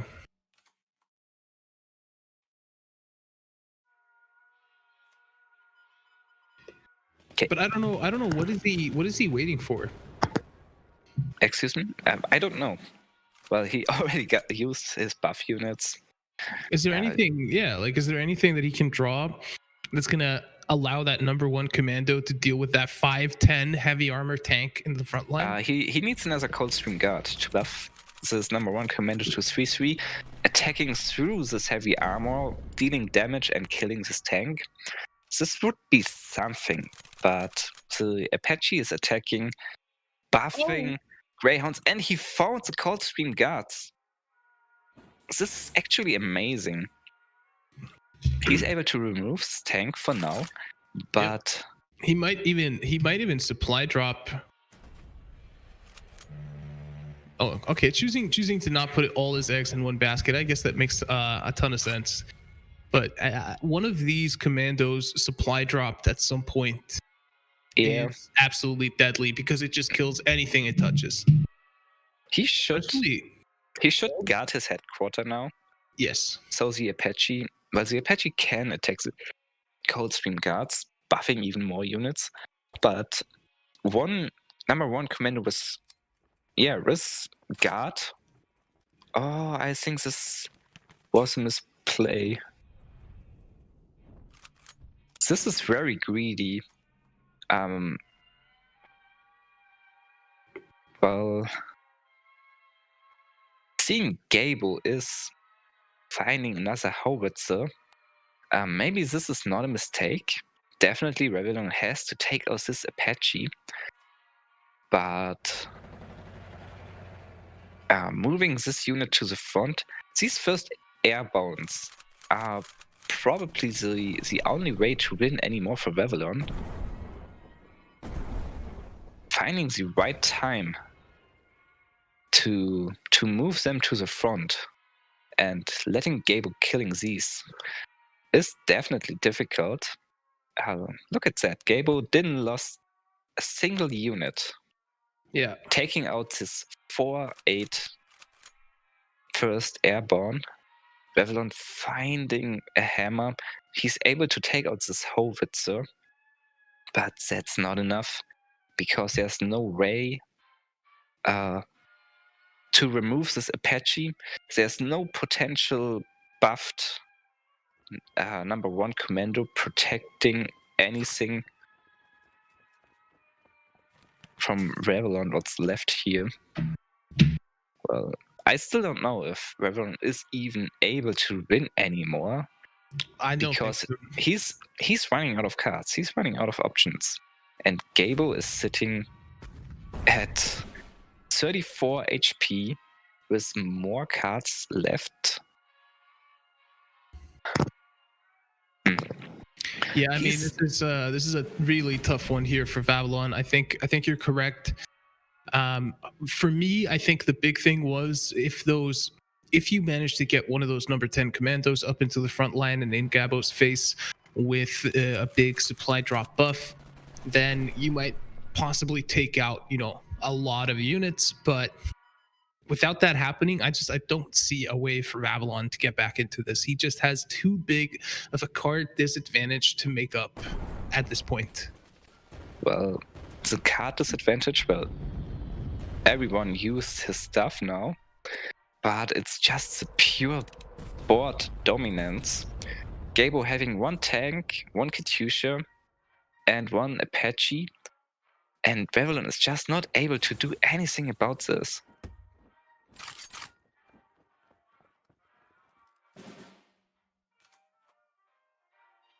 Now he's moving his number 1 commando up to the front, but even if Gabo chooses to sacrifice his Apache into this number 1 commando, he's still able to buff 3 units and a 3/4 Katyusha, 5/6 Greyhound is very scary. He chooses to attack this Easter regiment. He's able to kill. This is going to be game, I think. Yeah, this is definitely game. I don't really see a way for Vavilon to get back into this. The Bloody Sickle's going to come out. That pressure in the front line is going to be more than enough. The addition of that howitzer to the back line just means that there's more backup damage here for the following turn. The Greyhound, the Katyusha, delivering the damage, and Vavilon down to his last bit of hope. Can the Bloody Sickle produce anything? Can it produce a miracle? It can produce another Bloody Sickle. And the convoy. Convoy just killing himself through fatigue. Just enough to fatigue as well. That was pretty funny. But that puts us at 1-1 here. Vavilon and Gabo neck and neck, and it's going to come down to a Soviet versus Britain matchup here in game number 3. Let's get it on.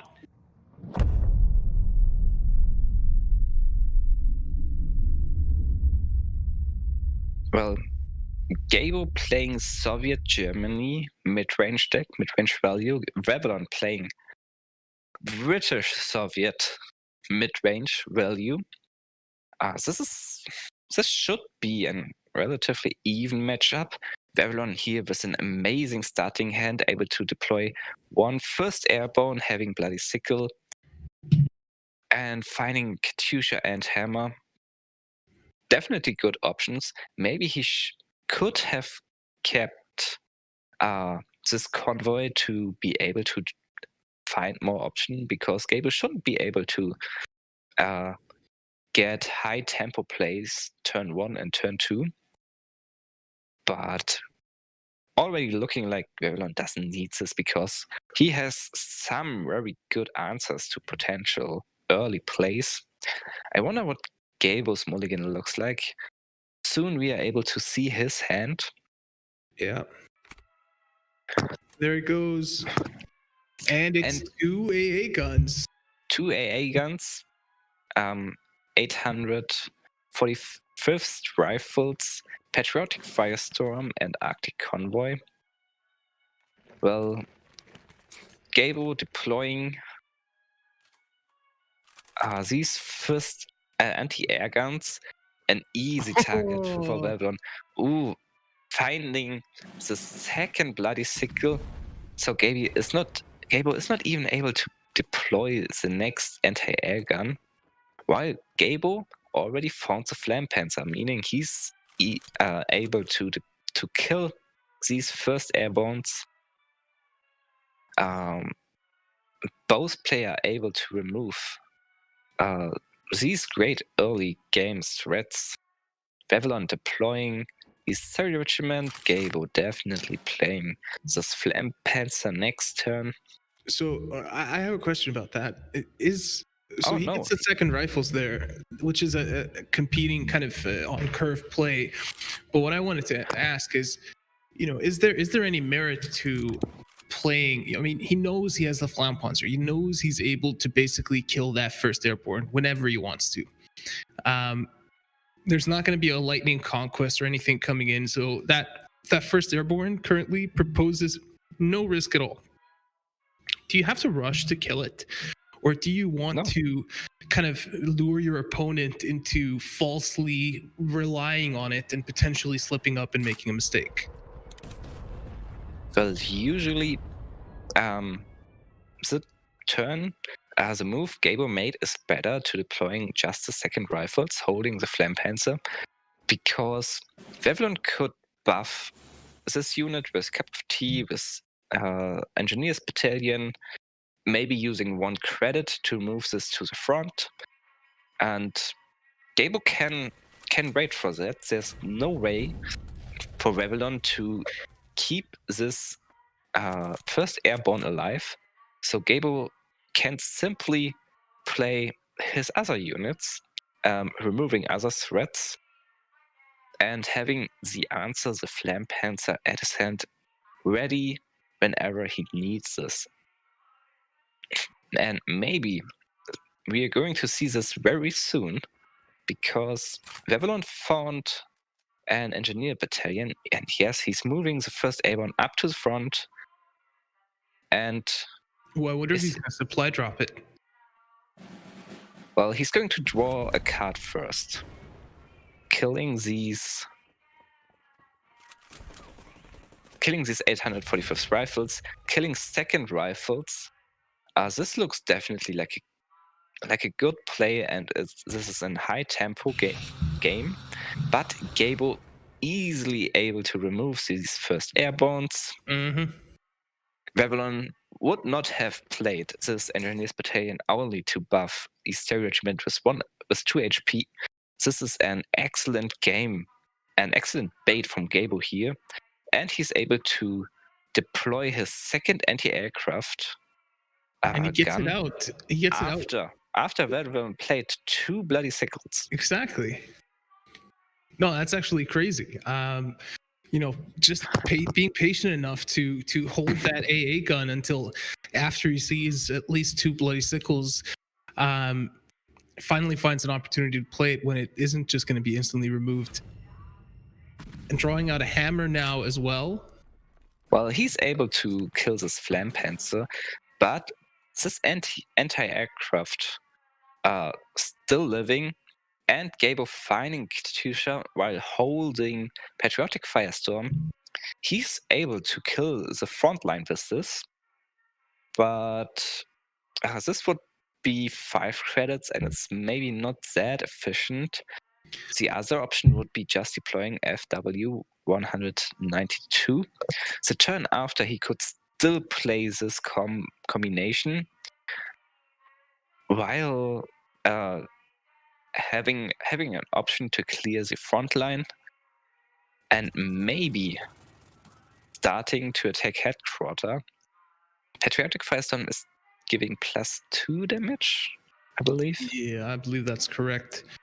And yeah, the FW 190 puts a lot of pressure on the field as well. It's one of those cards that you feel like you have to respond to. You can't just leave it there on the battlefield and ignore it.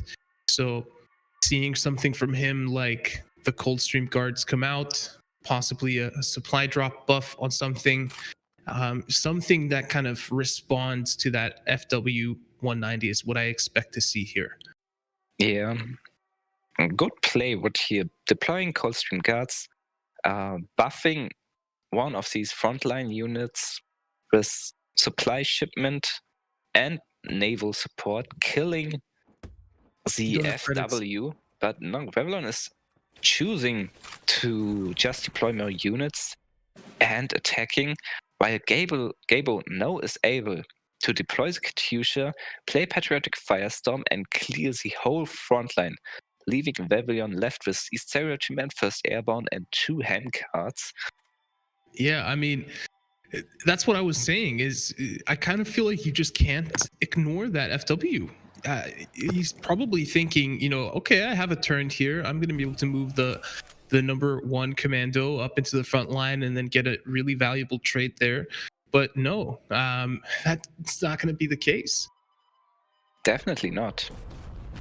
And sure, Gabo has to deal with this number 1 commando, but Vavilon having no frontline unit left, meaning he's unable to deal with this artillery. This looks very scary for Vavilon right now. He needs to find some answers right now. Yeah, and it's going to be hard. Lancaster Fusiliers, good unit, but this is not enough. Yeah, I mean, there's still a good trade in there with a ping from either one of the artillery units and the FW-190 there for killing that. Vavilon can go for the desperate play here, playing both buffs on the East Regiment, meaning this would be a 10-10. It's very hard to deal with this for Gabo, but I think Gabo's running critical hits. This is a super risky play here, and of course we can see Gabo's cards. He has his second rifles. He's able to guard his artillery. Yeah, I think that's the big thing there, is that if you get it to that 10-10, sure, that's good, but with the second rifles there, you can stall long enough for you to be able to deal with it pretty effectively. Ooh, Vavilon just deploying Lancaster Fusiliers, sure, this is a safe play, but I don't think a safe play will bring him anywhere. Gabo is just able to remove this East Surrey Regiment with his artillery and FW. I don't know why he chooses to attack with the Katyusha. The extra damage would be better on another unit in the backline of Vavilon. Slightly misplay, but Gabo's still in the better position. Yeah, now he starts ticking away at the Lancashire Fusiliers. Some draw coming in for Vavilon that might make all the difference. What can he find here? Not what he was looking for, but this is definitely good. He's able to deploy another first airborne, potentially rating for this to snowball the game. He's able to buff these Coldstream guards with cup of tea and supply shipment. Yeah, I believe. And now the second rifles have come out as well, meaning that there's nothing guarding the HQ. There's no longer the option for Gabo to slot the second rifles there between the HQ and the Katyusha. But choosing to play the naval support without playing the supply drop, I think that's fine. It just puts a little bit earlier pressure, a little bit more credit efficient. Still a difficult board to deal with here for Gabo. I think the big problem. The big problem is that everything trading into these units will definitely die against 5 damage. Yeah, but I mean, I feel like the problem here for Vavilon is that he has 1 card in hand, right? He has everything. He has literally his cards on the table. He is as transparent as cling film right now. It's really easy to know what he has to offer. So finding another buff. Well, this looks definitely decent. Okay. I mean, he's starting to get to a point where, these first airbornes can start becoming kind of scary. Especially now that he doesn't have the ability to guard his HQ, and he's not able to actually open up slots in his support line because those artilleries don't trade into anything. Vavilon choosing to attack headquarter here. I like that. Well, I don't know. Great. I think this is great. What are you going to do if you're Gabo? You only have this amount of damage on board. You have 3 1-attack arties right now, and you have nothing protecting your HQ. Next turn, that's enough damage there on the Fusiliers plus the first airborne to end the game. Well, Almost. Well, almost. Vavilon is definitely able to proc the mobilization effect, causing Vavilon to. He needs 2 more turns to attack this headquarter. If Gabo is finding any answer like Patriotic Firestorm, like critical hit, He needs to maybe 1 or 2 hammer. This would be a game losing move. But if Gabo is not able to do this, while 3 spots are blocked by artillery, this could be a game-winning move. Well, it all depends on both player top decks here. I mean, I feel like Vavilon has a ton of backup here as well. I mean, if he spends the next turn just attacking face, but moves the other second airborne up into the front line there as well, and he has kind of backup ways to deal the damage he needs. But man, Gabo kind of being locked out of his own support line just through this. Vavilon finds so much hammer and the hammer. The hammer that can take out the second rifles. That means he's going to be able to deal, 13 damage to face, leaving him on 1 HP. And has enough credits left to move the second first airbornes into the front line as well, which means that even if he's able to deal with, all right, option to go for the engineers, even if he's able to deal with both of these units already in the front line, that's not going to be enough.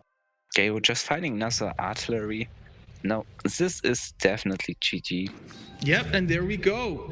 Gabo losing the third match. Vavilon continuing and reaching the final where he's facing J King 7. All right. Yeah, wow, that was an awesome match. And I think this is something that I feel like is so unique to kind of Pauper. Something that makes Pauper so fun is seeing kind of this type of dynamics come out, right? Like Gabo being basically frozen out of the game there because of his own artillery units. Well,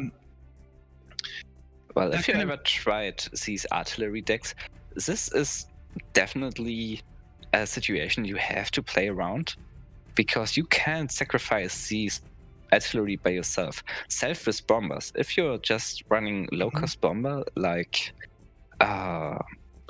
these British ones, these Spotfish, or these Soviet ones with Night Witches, if the opponent has some threats in the front line and your support line is blocked by artillery or bomber, and you are unable to buff these and do something with them, you're getting in real issues. Yeah, I mean, and I think also another thing, he can bloody sickle his own units if he wanted to, right? So if he draws a sickle, he would have been able to kill one of his own AA guns. He would have been able to make room in the support line, possibly get like the A45th rifles out, then attack into one of those frontline units, getting a massive health boost to keep himself alive just long enough to kind of weather the storm. So a really, really tight game, and Gabo just not finding the cards that he needed to successfully answer what Vavilon was bringing his way. But that means, we have our finals. J King 7 and Vavilon, your teammate, making it to the finals here, defending your honor and your absence, Darkness. Yeah, I'm very hyped for this game. I want to see if J King is able to continue reaching first place in Cards Open for Team Ammo. Well, we will see. Let's find out. Let's just get into the decks and take a quick look at those, talk about that matchup, and jump on into the match as soon as we can. Of course, we've seen these decks before. It is the British deck here for J King, the very standard health buff deck. It is the Soviet deck. That one is a tokens one, and then it is the US. It's more of that kind of retreat, mid-range value deck. Yeah, and if you're taking a look at Vavilon's decks, I think Vavilon's decks are quite more aggressive versus Japan, German aggro. Yeah. Even this US and his UK are slightly more aggressive, but J-King is having quite a lot of anti-aggro cards and abilities. For example, this one tech card, Fortification. This is, I don't know if this is favorite for J-King, but maybe the bans. I'm looking at this, and I'm looking at the US deck here for Vavilon, and I think that can cause some issues. Seeing as though he has 3 Hummels, he has 3 Panzer 4 F2s, he has 2 half tracks. He has so many ways to bounce stuff.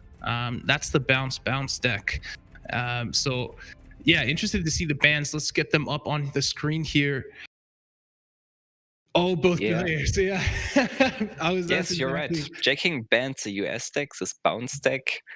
And Vavilon banned J-King's US deck. We're not going to a bouncy house, a bounce house. There's no children birthday parties allowed here. But this means J-King is left with tokens, and I don't think this is the matchup J-King wanted to have. Tokens should be better against this slower control decks. I don't know how this is in Pauper, but regularly, J-Aggro is stronger as tokens in most cases. I have a question for you, Darkness. Are you able to use Red Banner on a 7 credit unit, seeing as there is no 9 credit unit, or it just doesn't allow you, right? No, it doesn't allow you. Yeah. To do this. But J-King finding the Bloody Sickle, being able to kill this 7th Cavalry Regiment, and preventing Vavilon from having a good start. I'm not really sure. We're playing the game. Guess Vavilon's cards based on the middle of the art. And based on it, I think he has a sudden strike. He has 2 air blitzes. What's that middle card there? I don't know. Maybe a 0. No, I don't think it's a 0. It's is he using zeros? I don't know. Well, J-King playing reserve, setting up the first light infantry. Next turn, he's able to buff 2 light infantries with frontal assault. Oh, this isn't cavalry regiment. Oh yeah, there it is. There's a cavalry regiment. He gets played. The Sun Strike gets played as well. Well, but Sun Strike is being played, meaning J-King is relatively safe playing this Katyusha, or he's just choosing to play these 321 rifles, getting 2 light infantry for a potential buff next turn. Yeah, definitely a good play. Yeah, that's a big brain play there. Thinking about the next turn and stacking those light infantry units. And Vavilon finding another cavalry regiment, having only 2 cards left, 1 unknown card and 2 air blitz. He's just playing 1 air blitz. J-King finding another bloody sickle, killing this cavalry regiment, drawing Arctic convoy, buffing both lightning infantry units, moving both to the front, with Vavilon drawing only a 3rd card, already under a lot of pressure. We still don't know what he got. Oh, he got an Panzer 35T, but that's not even enough to kill 1 unit here. This is definitely an issue. I wished I would know the 3rd card. It's a key. Yes. Key. Okay. All right. Well, J-King is. Oh. What is J-King doing here? He has Burst of everything Fire is banned, so J-King could play No Surrender, attacking headquarter, but another fine option would be. What about? I don't think frontal assault is enough. What about we can do it attack? Yeah, but I don't. And then no surrender frontal assault next turn. Next turn, yeah. This is this looks like a good play, but I don't think J-King wants to attack into the Kihin.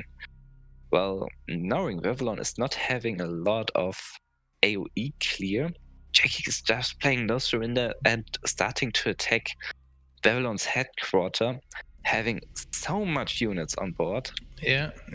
And that means he might be even possibly close to lethal here in the next turn if Vavilon isn't able to deal with a lot of these units on board just because of that unity of strength. It's gonna be absolutely huge here. It's gonna be 5 units on board, so that's gonna be a 7-8. Oh, and Vavilon, he goes for face instead of going for the trades on the tokens. That might come back and bite him in the ass.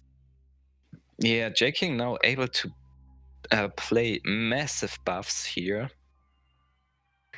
I mean, you play a frontal assault and then you play a unity. Yeah, definitely. And there you pretty much have the game. And I think Vavilon is definitely playing around that air blitz, he has in hand. He's hoping that he's finds a way to get a little bit more damage, finds another Hien or something. I still think J-King is going to kill this Hien just to protect his headquarter. Yeah. But if he's going to play frontal assault and buffing one unit, this infantry unit is just huge. It's what, 8, 12? Yeah, something like that. No, 10.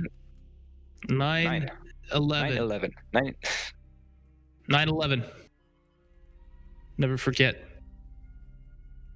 Look, he just goes face. He just goes face.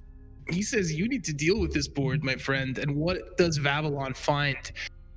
He finds a rising sun. That's not enough. Well, Vavilon just unable to get enough damage to his headquarter. First game for J-King. And tokens coming through again, delivering the victory.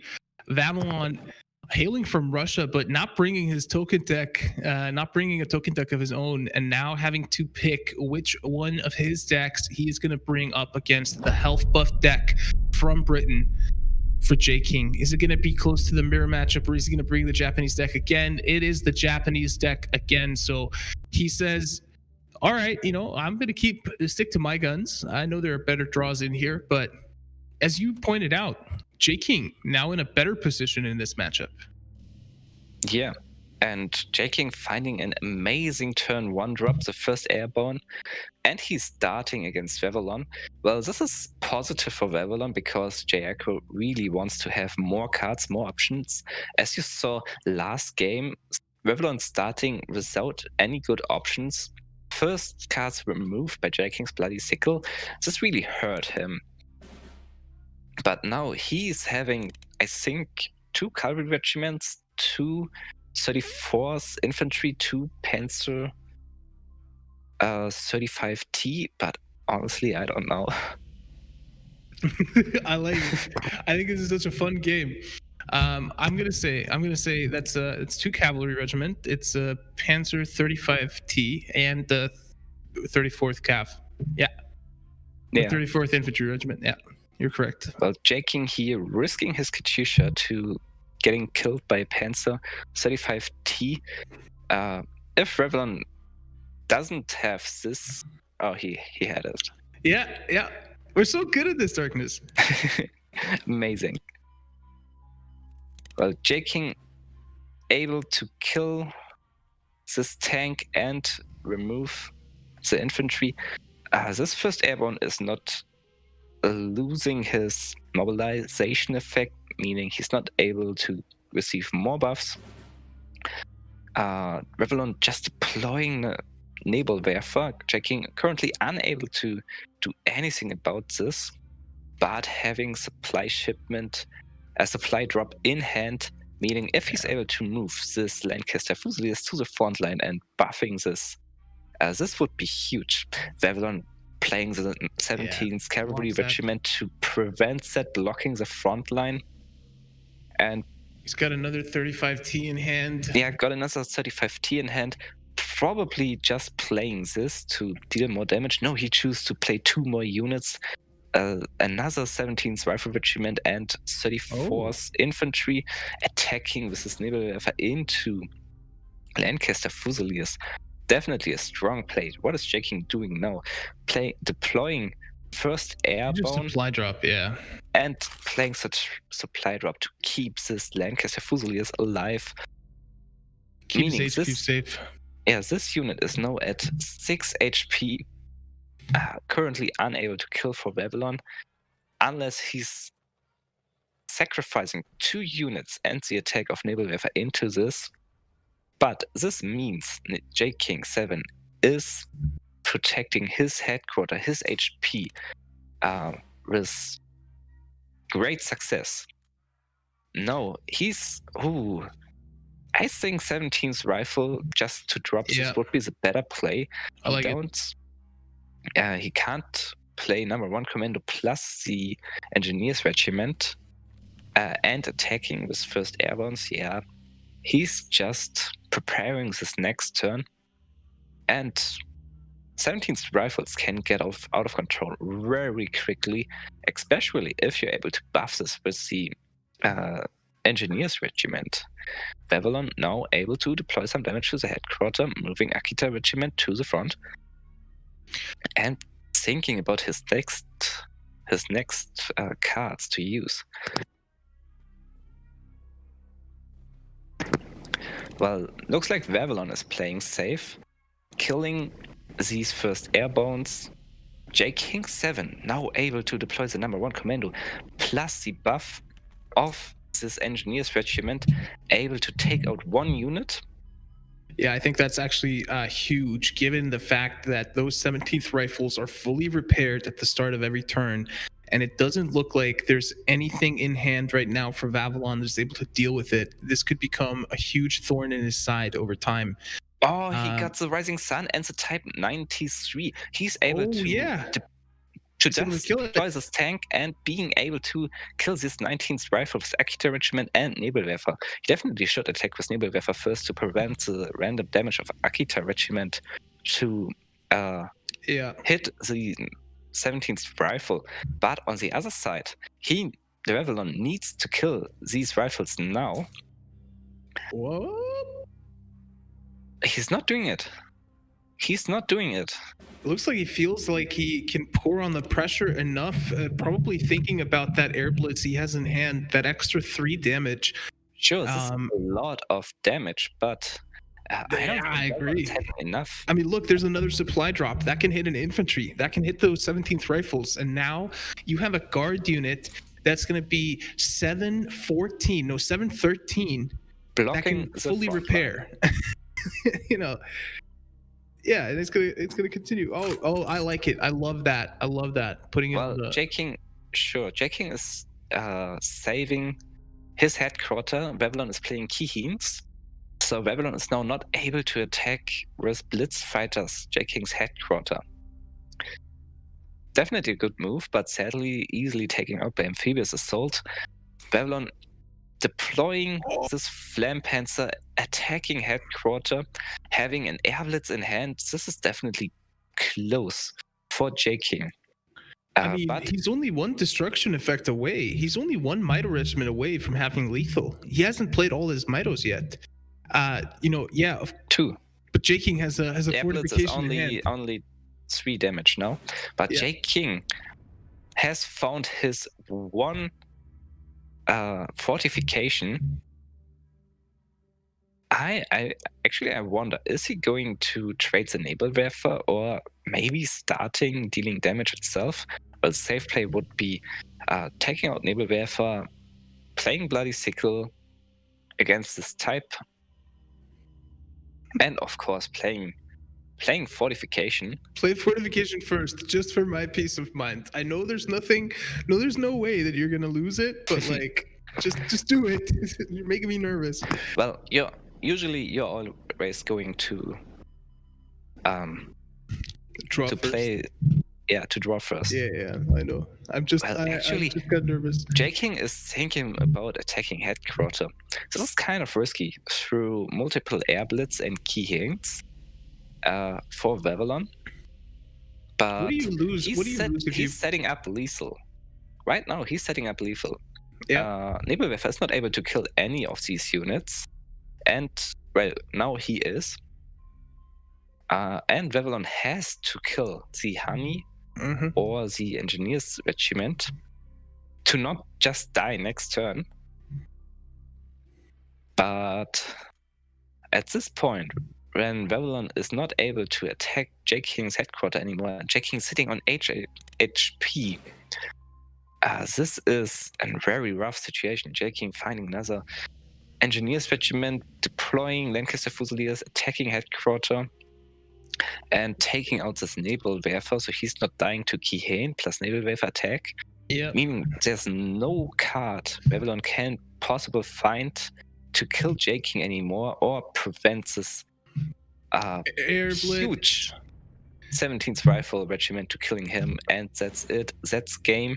Yep, Air Blitz not going to be enough to steal it back. J King 7 wins the third Cards Open, the Pauper tournament 2-0 against Vavilon here in the finals. Canada beating out Russia.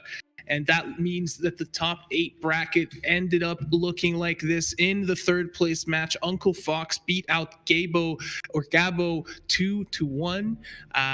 But man, this tournament has been absolutely awesome and has tested new areas of deck building that we haven't tested before in cards. And I'm not surprised to see a player like J King coming out on top in, you know, when we dip our toes into testing something new here in cards. When you test just the pure raw skill and knowledge of cards, it seems that J King is one of the strongest players, if not the strongest player in the world. Definitely another success for Team Ammo, heavily needed after yesterday the OCC. I wondered, Oli, when do you know if there will be a next Cards Open, and do you already had a format in mind, like another Pauper? I don't have a format in mind. I have to sit down with 983 Media, and we have to kind of discuss how we move forward. But I definitely do want to keep these Cards Opens going.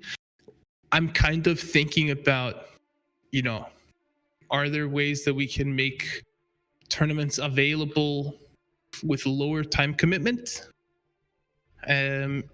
while not having them in the client? That's one of the things that I'm really looking towards right now. I feel like there's a lot of people out there that would have a lot of fun spending maybe 2 hours playing a tournament and then that tournament being over, not parking, you know, several weekends aside. So we got to think about how we do these opens in the future, but I'm really happy with how all of this has been going. And do you have an idea for a format?